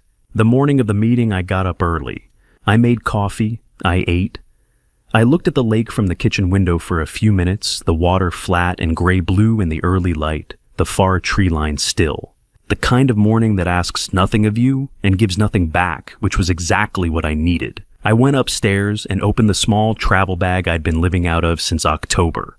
The gray flannel shirt was at the bottom, folded the way I'd packed it the way Eleanor had taught me to pack shirts so the collar didn't crease. She had given it to me for my 58th birthday. A dark charcoal flannel good fabric, the kind of thing she said I should have more of and never bought enough of for myself. It was the only decent thing I had brought. I put it on, checked the collar in the bathroom mirror, and went downstairs. Frank called as I was backing down the drive. Victor Hale just confirmed, he said. He's bringing William Cross. A pause. James William Cross doesn't attend meetings unless the deal is real. He doesn't leave the city for anything preliminary. I turned onto the state road and pointed the truck south. Good, I said. Then he'll hear everything. Frank's office was on the second floor above the hardware store on Main Street. I arrived 20 minutes early and took the chair nearest the window. The room was what I'd expected, 2 rectangular tables pushed together, 6 chairs, a whiteboard on one wall, with something erased but not quite gone, a window that looked down onto the street below. The kind of room where things get decided, without looking like the kind of room where things get decided. Frank brought coffee and set it on the table without ceremony. They'll be here at 10, he said. I sat with the window at my back and waited. Victor Hale arrived exactly on time. He was in his mid-40s, the kind of mid-40s that comes with a good tailor and a consistent gym schedule. Dark suit, no tie, the particular confidence of someone who has been in a lot of rooms like this one and has usually left them having gotten what he came for. He shook my hand firmly and took the chair across the table, set a leather portfolio in front of him, and arranged himself the way people do when they want to appear relaxed. William Cross came in behind him. He was older, mid to late 60s, silver-haired, compact. His suit was the kind you don't notice the brand of because the cut does all the work. He didn't say much when he came in. He looked at the room first, a single pass, unhurried the way someone reads a page before deciding whether to read it again. Then he looked at me. Then he sat down. Frank made the introductions. Brief, professional. William Cross nodded once at his name and opened a slim folder he'd brought with him, the way a person opens something they intend to reference rather than read. Victor presented the offer at 10:10. He walked through it efficiently, the way someone does when they've given the same presentation enough times to have removed every unnecessary word. $132,000 per acre for all 7 parcels totaling approximately $13.2 million. Full acquisition, 30-day close, no contingencies. Clean title transfer. He slid a bound summary across the table. I read it, not quickly page by page the way Frank had taught me to read documents that mattered. The language was standard. The numbers were what he'd said. I set it face down on the table. I'm not selling, I said. The room went quiet. Victor's expression didn't change, but something behind it did a small recalibration. The adjustment of a man who had not expected that sentence. We have flexibility on the figure, he said. If the valuation is the concern, it isn't. I kept my voice even. The land isn't for sale, not 1 acre, not at any number. A pause. Then why are we here? Victor said. I reached into the folder Frank had set beside me and placed a single document on the table. 8 pages double-spaced, clipped at the corner. The lease proposal I had written out by hand over 4 evenings and Frank had put into proper form. Because I have a different proposal, I said. William Cross reached across and picked it up before Victor did. He read it the way he'd read the room when he walked in methodically without rushing, giving each section the time it needed. Victor waited. Frank watched. I sat still. When William Cross reached the 4th page, he stopped. He looked up at me, not the way he'd looked at me during the introductions, but differently. The way a person looks at someone when they've just understood something they hadn't known to look for. "Your wife painted here," he said. It wasn't a question. He'd read the Ellie's Grove clause, the 50 acres on the northern hillside, protected in perpetuity, no construction, no clearing, no development of any kind. And he had connected it to something. I didn't know what he knew about Eleanor or the land, and it didn't matter. The words were right. "For 30 years, I said. The last good autumn she had before she got sick, she painted the maple forest above the lake. It's the largest canvas in the cabin." William Cross looked back down at the page. "The Grove stays," he said. Not a question either. A statement the kind that settles something. A different kind of quiet came into the room. Not the quiet of a stalled negotiation, but the quiet of a room where something has shifted. Victor opened his mouth and then didn't say anything. The door opened. I had not heard anyone on the stairs. The handle turned and the door swung inward, and Derek stepped into the room. He was dressed more carefully than he'd been at the cabin, a dark jacket pressed shirt, the version of himself he presented when he wanted to be taken seriously. He scanned the room in a single pass, Victor, William Cross, Frank, and then me. His expression was controlled, but the effort of controlling it was visible to anyone who knew what to look for. He was carrying a folder. It was new, the kind of folder you put together quickly, the binding still stiff, the edges sharp. Whatever was in it had not been there this morning. Whatever it contained, no one in this room had seen it. He stepped fully inside and let the door close behind him. Victor Hale shifted slightly in his chair, one hand resting near the edge of the table where his phone lay screen down. He moved into the room, as if he had every right to be there. The folder sat in his hand waiting. "And still here? Drop a comment with either father or son, so I know you're invested in this journey. Quick note. Before we continue the upcoming scenes, weave fictional scenarios for emotional depth. If you'd rather not engage with that, this is a natural stopping point." He stepped into the room as if he had every right to be there. Maybe for a last few seconds he believed that he did. "Derek Whitfield," he said, addressing the room. "Associate Director, Cornerstone Capital Partners." William Cross looked up. Not with surprise, just the particular attention of someone who has registered information they will revisit later. Derek set the folder on the table and opened it. Not rushed, but not slow either. The movements of someone who had planned this moment and intended to control it. "The Harlow Land Trust," he said, "is currently under review for environmental compliance violations stemming from unauthorized timber operations conducted over a span of several years on parcels held within the trust." He pulled a clipped document from the folder and placed it in the center of the table. If referred to county review, the trust could be frozen indefinitely pending remediation findings. He looked at William Cross. "You would be signing a lease with a legally compromised asset," he said. Frank did not react immediately. He opened the brown expandable file he had brought and laid flat on the corner of the table the contingency file, the same one I'd seen him pull from the cabinet weeks ago.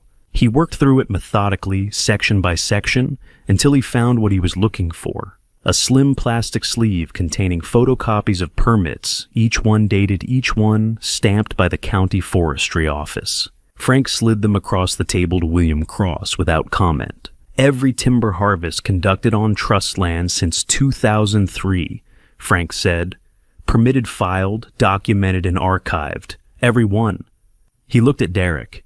"Your document cites violations. The permits say otherwise." A pause. "One of these records is incorrect." I looked at Derek. She anticipated this too, I said. Derek's hand resting on the folder went still. I reached into my jacket pocket and took out the small black recorder. I set it on the table. I didn't explain what it was. I didn't need to. I pressed play. The voice that came out of the small speaker was Derek's. Not recorded yesterday or last week. Recorded on June 14th, over 2 years ago, in a room I had not been in, but could picture clearly now, the kitchen table in the house Eleanor and I had shared for 19 years. The house Derek had grown up in. His voice was clear. There was no static, no distortion. Just his words preserved exactly as he had said them. He never earned any of it. The house, the accounts, everything that was you, not him. And when you're gone, I'm taking what's mine. A pause. He won't fight it. You know he won't. And even if he tries, he doesn't have anything to fight with. Then silence. Not the silence of an ended recording, but the silence of another person in the room, a person who had listened and chosen not to speak. Eleanor's silence held across 4 minutes and 17 seconds until the recording stopped. The room was utterly still. William Cross set his pen down. Victor Hale looked away, not at anything in particular, just away. Frank reached across and turned the recorder off. The click was louder than it should have been. Derek stood at the end of the table. His face had not changed, but something behind it had. The calculation, the preparation, the control he had carried into the room, all of it had come apart. Frank turned back to the Pinnacle file, the internal records I had seen in his office the week before. He flipped to the last page and turned it so it faced William Cross. He pointed to a single name in the contact log. Carol Merritt, Regional Land Consultant. Initial contact, March 2017. 7 years ago, Frank said. Before Eleanor passed, before any of the legal proceedings began. He paused. Your initial contact on the Harlow Lake project came from Derek Whitfield's mother. Victor Hale went pale. William Cross leaned forward slightly and read the line. Then he sat back. He looked at Derek, not with anger, not with anything sharp or loud. Just a single, almost imperceptible shake of his head, the gesture of a man who has seen enough and does not need to see more. Leave Derek, I said. 2 words, nothing extra. Derek stood motionless for 3 seconds. Then he turned and walked to the door. His hand went to the handle. The door opened. He stepped through. It closed behind him with a soft final click. I looked at William Cross. Where were we? I said. William Cross looked up at me. A brief smile crossed his face. Not amusement exactly, but something closer to recognition. The look of a man who had just met someone he hadn't expected to meet in a room like this one. You're Lisi, he said. He pulled the document back toward him and picked up his pen. I left the building 10 minutes later. The meeting had continued terms discussed, figures, adjusted timelines proposed. But my part in it had been done. Frank would handle the rest. He was better at it than I was, and I trusted him to know what mattered. At the bottom of the staircase, I stopped. My hands were shaking, not from fear, from something closer to the first full breath after being held underwater for a very long time. My phone buzzed in my pocket. A notification. A news alert, the kind that shows up when something nearby has been flagged by enough people that the algorithm decides you should see it. I opened it. A 47-second video clip. Posted 6 minutes ago, already 40,000 views. Someone in that room had recorded it. By the time I reached Ray's truck, the clip had 40,000 views. I sat behind the wheel with the engine off and watched the number climb on the screen. 43,000, 46, 52,000. The counter refreshed every few seconds, each refresh adding hundreds more. The video was 47 seconds long. Recorded from somewhere near the door of Frank's office, the angle suggested someone standing just inside the threshold, phone held at chest height. Lens pointed directly at the center of the conference table. The framing was steady, deliberate. Whoever had filmed it had known what they were capturing. The audio was clear. Derek's voice, preserved in the small black recorder Frank had placed on the table, came through with unmistakable clarity. He never earned any of it. The house, the accounts, everything that was you, not him. The caption beneath the video read, "Family trust battle erupts in New Hampshire. Boardroom audio recording reveals son's plan to seize inheritance from father." The first comment, posted 4 minutes after the video went live, had over 2,000 likes. This is the most brutal thing I've seen all year. I set the phone face down on the passenger seat, started the engine, and drove north. Frank called before I reached the county line. It was Victor Hale, he said.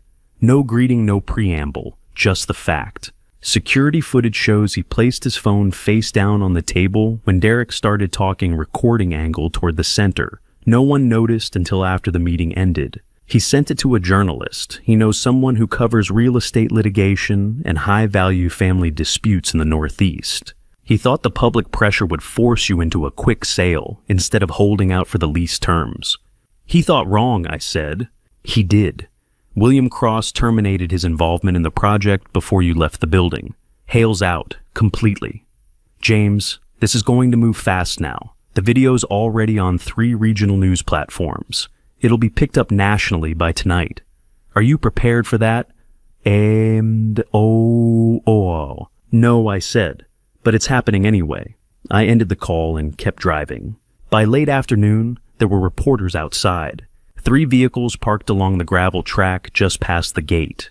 2 people standing near the fence line, with cameras the kind with long lenses and tripods.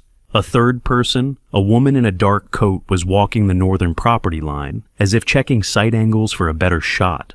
I pulled into the drive slowly. They saw me immediately. One of them, a man in his 30s, press credentials hanging from a lanyard, started toward the porch before I'd even shut off the engine. I went inside, locked the door, and turned off every light in the house. Then, I sat at the kitchen table in the dark. The knock came 2 minutes later, firm, insistent, the kind of knock that expected an answer. Mr. Whitfield. A woman's voice, projected but polite. Sarah Kellerman, Northeast Regional News.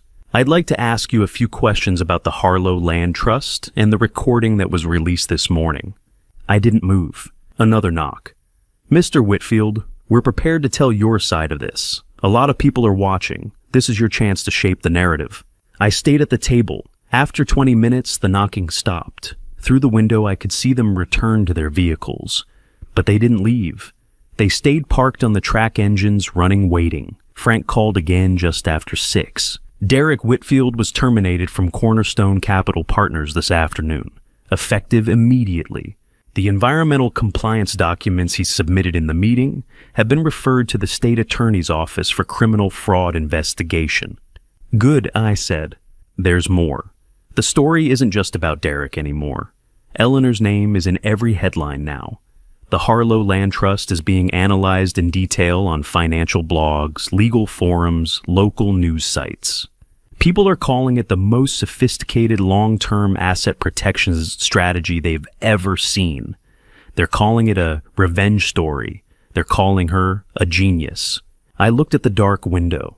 Beyond it, the silhouettes of the reporters' vehicles were still visible against the last gray light of the day. I didn't want her turned into a headline, I said quietly. Frank was silent for a moment. I know, but James, she's not just a headline. Not to the people who knew her. Not to Maggie, not to me, and not to you. William Cross called at 7:30. Mr. Whitfield, this is William Cross. His voice carried the same measured deliberateness it had in the meeting. I wanted to reach out personally. Pinnacle Group had no knowledge of or involvement in the recording or its release. Victor Hale acted independently and in direct violation of company policy. He has been removed from this project and will have no further involvement in any capacity. I didn't say anything. The lease offer stands, exactly as we discussed this morning. You have my word on that. Your word, I said. My word. I don't know if that carries any weight with you after what happened today, but it carries weight with me, and I intend to honor it. I looked out the window. One of the reporters was leaning against the hood of a sedan phone, pressed to their ear, gesturing as they spoke. It does, I said. Maggie came by just after 9. I heard her truck on the gravel before I saw the headlights. She parked near the porch and came up the steps without knocking. She found me still sitting at the kitchen table in the dark. Coffee, she said. I'm all right. She made a pot anyway, pulled 2 mugs down from the shelf, poured set one in front of me, and took the chair across the table. For a long time, she didn't say anything. Finally, she said, Eleanor would have hated this part. The cameras, the headlines. She always said, the best work is the kind no one sees until it's already done. She was right, I said. She usually was. We stayed like that for another hour. Maggie didn't leave until the last of the reporter's headlights had turned off the track and disappeared into the tree line. By midnight, the gravel drive was empty. I walked out to the porch and sat in one of the rocking chairs. Eleanor and I had dragged up from a yard sale in Millhaven years ago. The air was cold, the kind that settles in during mid-November when the season has finally made up its mind. The lake was invisible in the dark, but I could hear it faintly, the particular sound of still water shifting under its own weight. I pulled out my phone. 212 missed calls, 37 voicemails, messages I couldn't begin to count, and one text message from a number I hadn't heard from in 8 months, a number I recognized the moment I saw it. My son, 4 words. I need to talk. The reporters were gone by the next morning. I made coffee. I looked at the text message on my phone, still there, still waiting 4 words that hadn't changed since I'd read them the night before. I didn't answer right away. Not out of spite. Not because I was putting together what I wanted to say. I didn't answer because I had spent 8 months learning how to live without hearing from him, and another 3 weeks learning that the person I thought I knew had been someone else for longer than I had understood. Whatever Derek needed to say could wait until I was ready to hear it. I poured a second cup of coffee, then a third. I sat at the kitchen table and looked out at the lake. The water was flat and gray in the morning light, the far tree line bare and skeletal against the pale sky. November had settled in completely now. The cabin was cold in the mornings, but I'd learned to manage it. Smaller fires in the wood stove, an extra layer of clothing, the particular rhythm of a place that asked you to meet it where it was. The phone sat on the table in front of me. The screen stayed dark. 8 months of silence and now 4 words. I need to talk. Not, I'm sorry. Not, can we talk? Just a statement of need, as if need alone were reason enough. He called at 10:15. Not a text this time. A call. I let it ring twice. Then I picked up. Derek. A pause on his end longer than I expected. Then, Dad. His voice was different. Not the voice from the porch weeks ago. Not the voice from the meeting room. The calculation was gone. What was left sounded flatter, more worn down. They fired me, he said. Cornerstone Capital, this morning, effective immediately. And they've referred the environmental compliance documents to the state attorney's office for criminal fraud investigation. I didn't say anything. He kept going. The will, the amended will. That was Carol's plan. She had a lawyer draft it. She told me it was a standard estate procedure, that it would protect the property from being contested down the line. I agreed to sign it. You agreed to forge your mother's signature, I said. It wasn't a question. A long silence on the other end of the line. Yes, he said. There was a pause. Derek's voice came back quieter, more brittle. When the video went public, she stopped answering my calls. Her lawyer sent a letter 2 days ago. She's claiming she had no knowledge of the forged signature, that I acted independently. I set my coffee cup down carefully on the table. My hand was steady. That surprised me. I had expected anger, the kind that makes your hands shake and your voice rise. But what I felt instead was something colder and more distant. A kind of clarity that comes from finally hearing the thing you already knew said out loud by the person who did it. I thought about Eleanor in the hospital room, the IV line, the pale yellow walls, the sound of the monitor that beeped every few seconds, steady and mechanical. I had been there every day. I had slept in a chair that didn't recline. I had read to her when she couldn't sleep, and held her hand when the pain made it hard to breathe. And during that same week, Derek had been here walking the property line, with a man I didn't know, carrying maps, measuring distances, calculating. Did you go to the land the week your mother was in the hospital? I asked. Another pause, longer this time. Yes. Did you visit her?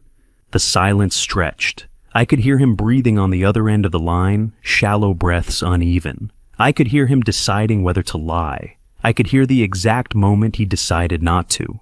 No, he said. The word landed in the kitchen and stayed there. I looked at the window. A bird landed briefly on the porch railing, tilted its head, and flew off.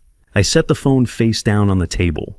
I didn't end the call. I just set it down speaker side against the wood and sat back in the chair. From beneath it, very faint, I could hear Derek's voice. Dad. I picked the phone back up. I'll call you when I'm ready, I said. Don't contact me before then. I ended the call. I sat at the table for a long time after that, not thinking about what to do next, not planning a response or working through my feelings about it, just sitting with the silence, letting it settle the way water settles after something heavy has passed through it. After a while, I got up and walked down the hall to Eleanor's study. The room was exactly as it had been since the day I'd put the hand-drawn map up on the wall. The late morning light came in at an angle, pale and cold. I opened the bottom drawer of the desk. The sealed envelope was where I had put it weeks ago after Frank had given it to me at the bank. It had been in the safe deposit box, along with everything else. My name wasn't on this one. Derek's was, written in Eleanor's handwriting across the front of a plain white envelope, sealed with clear packing tape along the flap, the tape slightly yellowed at the edges from age. I lifted it out carefully and set it on the desk in front of me. I stood there for a long time just looking at it. Derek's name, in her hand, written carefully the way she wrote things that mattered. I didn't know when she had sealed this envelope, or what she might have written inside. I didn't open it, not yet. I left the envelope on the desk and went back to the kitchen. I washed the coffee cups. I wiped down the counter. I did the small tasks that don't require decisions. Frank called in the early afternoon. "There's something I need to show you," he said. No greeting, just straight into it. I've been going back through the materials Eleanor left in the safe deposit box. There was one document I didn't give you it. At the time, I wasn't certain it was relevant to the immediate legal situation. After what happened in that meeting and after the video, I think you need to see it. "What is it?" I said. "It's better if you see it in person. Can you come to the office tomorrow morning? Det är seorst, ready from the life for us." I looked at the window. The light outside had started to change. I thought about the envelope on Eleanor's desk. I thought about the map on the wall. I thought about 310 acres drawn in her careful hand, every parcel labeled and dated, every boundary marked as if she'd known exactly what she was building and why. "I'll be there," I said. Frank called the next morning before I had finished my coffee. "Come in," he said. "There's something you need to see." I drove to Millhaven under a sky the color of old cement. The kind of sky that sits low and doesn't move, doesn't change, just holds its position and makes everything underneath it feel smaller and flatter than it is. Frank was waiting at the door when I arrived. He didn't say anything, just gestured me up the stairs and into the same conference room where everything had happened 3 days ago. The room looked different in daylight, smaller, quieter, the kind of space that holds on to what happened in it, whether you want it to or not. He had a single document laid out on the table. Not a file, not a packet. Just one document, maybe 4 pages clipped at the corner with a silver binder clip. "Yes, sit down," Frank said. I sat. He turned the document so it faced me and slid it across the table. "This is Eleanor's second will," he said, "separate from the Harlow Land Trust, dated April 2022, years before she passed." I looked at the top page. The language was formal, dense in the way legal documents are when they're written to be enforceable rather than readable. But the essentials were clear enough once I slowed down and read them carefully. Eleanor's estate, as defined under this, will consist of the cabin property, the 11 paintings on the walls, the personal effects contained therein, and a small savings account that had been held in her name alone. The land was not part of this will. The land had already been transferred to the Harlow Land Trust years earlier, and the trust had its own governing documents. This will was about everything else. I turned the page. The beneficiary was named on the second page. Derek Whitfield. Not me, not both of us, just Derek. Eleanor had left the cabin to him. I sat with that for a moment. It wasn't shock exactly, more like the slow rearrangement of something I thought I'd understood, but had been looking at from the wrong angle. I turned to the third page. There was a clause at the bottom, a single paragraph set apart from the rest of the document by extra spacing above and below it. The kind of formatting that tells you someone wanted this part to be seen, to be read carefully, to be understood without ambiguity. It read, "This bequest shall be rendered void in its entirety if the named beneficiary initiates any legal proceedings against James Arthur Whitfield, or attempts to contest, challenge, or circumvent the Harlow Land Trust in any form at any time for any reason." I read it twice. Then I looked up at Frank. "By filing the forged will," Frank said quietly, "and by initiating the restraining order petition, Derek triggered the voiding clause." A pause. "He forfeited the cabin the moment he filed the motion." I looked back at the document. Eleanor had known. She had known what Derek would do, not specifically maybe, but generally. She had known he would come after the land. She had known he wouldn't wait. She had known he would push and scheme and try to take what he thought was his, by force or by manipulation, or by whatever means he could assemble. and she had closed that door before he ever reached it. "Does he know this exists?" I asked. "No," Frank said. "Only you and I know. Eleanor instructed me not to disclose it unless you asked, or unless it became legally necessary." He paused. "It's not legally necessary. The trust is secure. The cabin title is still in Eleanor's estate, but with the voiding clause triggered, it would revert to you under the default provisions. So Derek has no legal claim to any of it." "None." Frank looked down at the document briefly. "There's one more thing you should know. Carol Merritt is also under investigation. Pinnacle Group provided records showing she initiated contact under false representation. She's retained separate counsel." I looked at the will again. My son's name written in the formal language of estate planning, a gift that had been prepared, notarized, filed, and then destroyed by the very person it had been meant for. I sat there for a long time.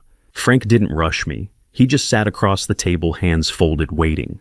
The question came to me slowly, the way questions do when you're not sure you want to know the answer. Should I tell Derek? If I told him, he would understand maybe for the first time that his actions hadn't just failed. They had cost him the one thing Eleanor had actually wanted to give him. Not the land, not the trust, the cabin, the place where he'd grown up, the place she'd kept and maintained and protected, and had set aside specifically for him. And he had lost it because he couldn't wait, because he'd chosen to fight instead of trust. That was the heaviest consequence. Not the criminal fraud investigation, not the public humiliation, not even being fired from Cornerstone Capital. The heaviest consequence was knowing that his mother had tried to give him something, and he had thrown it away before he even knew it existed. If I told him, he would carry that for the rest of his life. But if I didn't tell him, if I kept it to myself, buried the will in a drawer somewhere, and let him believe the only thing Eleanor had left behind was the land trust that excluded him, was that mercy? Or was it just another form of avoidance? A way of protecting him from a truth he had earned the hard way? I didn't know. I folded the will carefully and slipped it into the inside pocket of my jacket, the same pocket where I'd been carrying the sealed envelope with Derek's name on it, the one Eleanor had left in the safe deposit box, the one I still hadn't opened. Two things she had left for him. One I could see. One I couldn't. I stood up. "Thank you, Frank," I said. He nodded. "What are you going to do?" "I don't know yet," I said. "I need to think." I drove back to the cabin, slowly, the will and the envelope both resting in my jacket pocket, and tried to decide what kind of father I wanted to be in the days that came next. I signed the lease on a Friday morning. No ceremony, no champagne. Just my name repeated across 8 pages on documents that Eleanor had spent 38 years making possible. The lease terms were what Frank and I had negotiated over the past week, refined through 3 rounds of revisions with William Cross's legal team, and reviewed by an independent attorney Frank had brought in to make sure I understood what I was agreeing to. $920,000 per year, plus 3.1% of the resort's gross annual revenue once operations began. 60-year term renewable at my discretion, or the discretion of whoever came after me.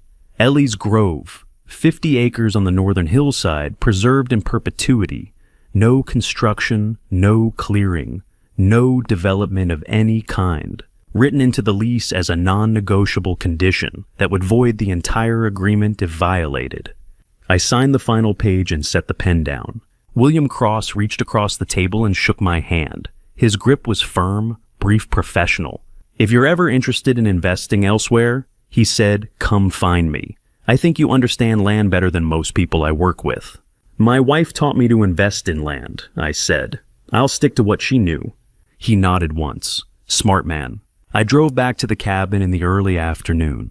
The sky had cleared for the first time in days. Not blue exactly, but a pale gray-white that let the light through without warmth. The kind of sky that belongs to late November, when winter is coming, but hasn't quite arrived yet, and everything is waiting.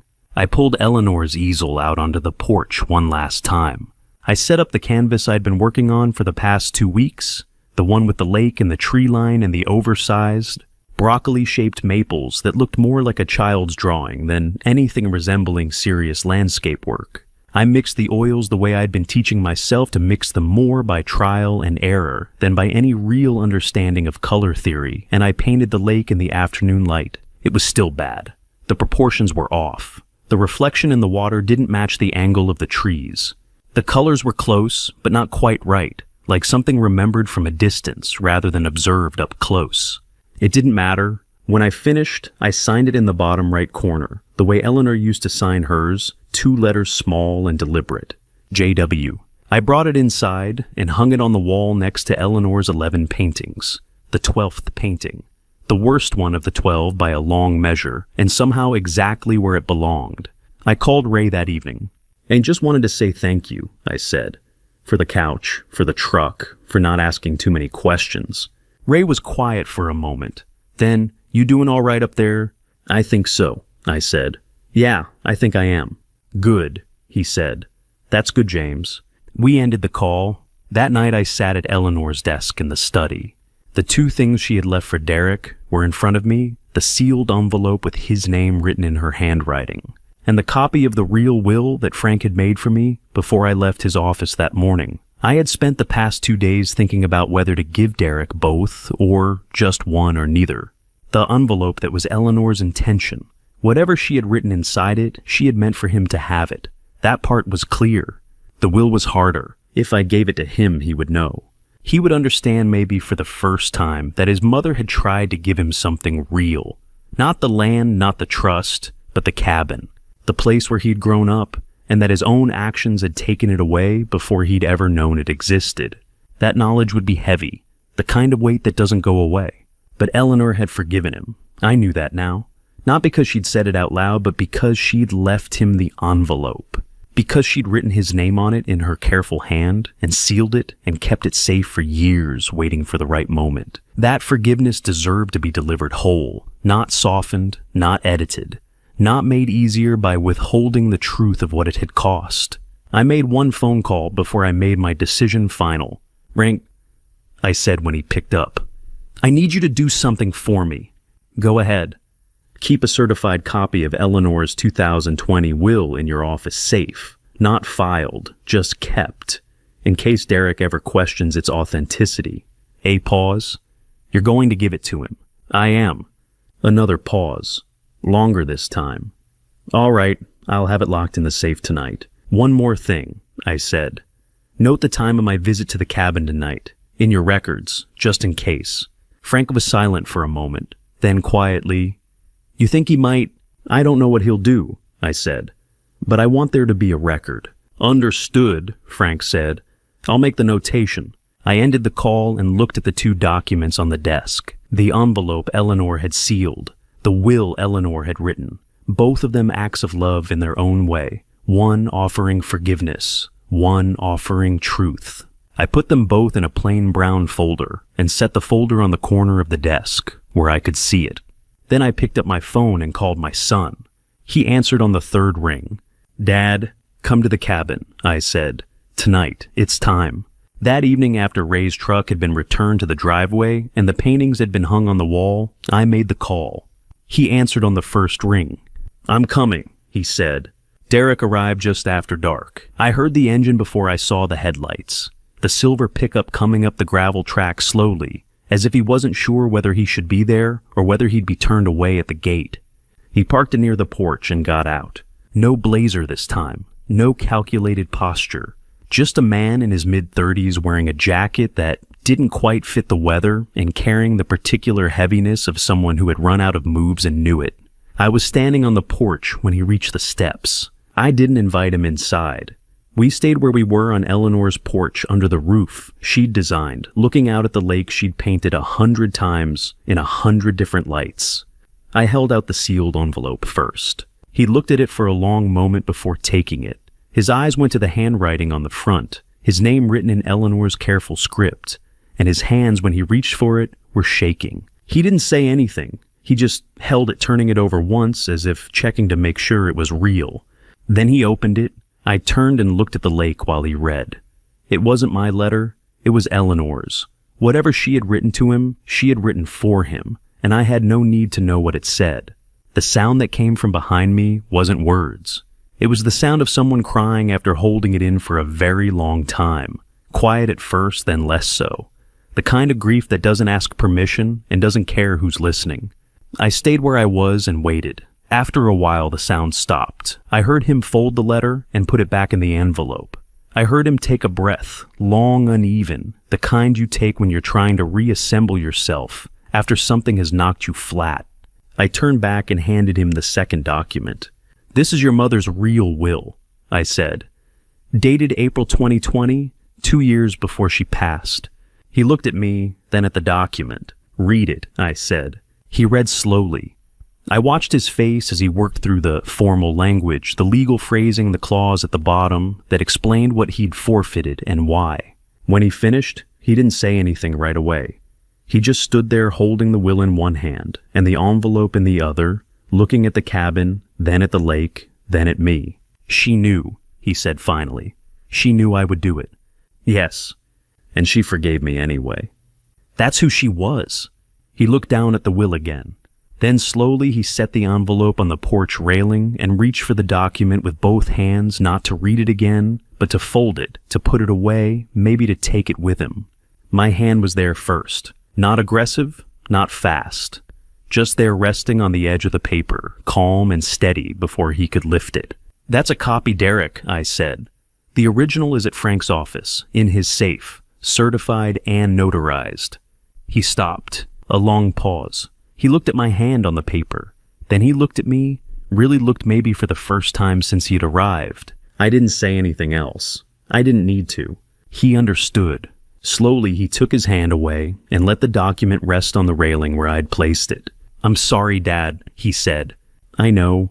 He picked up the envelope, Eleanor's letter, and held it carefully as if it were the only thing left in the world that mattered. Then he walked down the porch steps, got into his truck, and drove back down the gravel track without looking back. I stood on the porch and watched the taillights disappear around the bend in the tree line. The sound of the engine faded. The gravel went quiet. I was alone. The night had settled in completely now. The kind of dark that belongs to places without streetlights, where the only sound is the lake shifting under its own weight and the wind moving through bare branches. I turned and looked through the window into the main room of the cabin. 12 paintings hung on the walls, lit by the single lamp I'd left on near the kitchen. 11 of them were Eleanor's careful, deliberate beautiful, in the way things are beautiful when they've been made by someone who understood what they were looking at. One of them was mine, rough and uneven and badly proportioned, signed in the corner with 2 letters that didn't carry any of the weight hers did, but somehow belonged there anyway.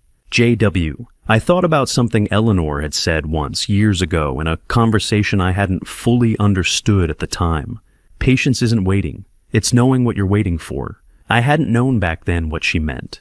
I'd thought she was talking about land or money or the slow accumulation of things that take years to build, but she hadn't been talking about any of that. She'd been talking about this.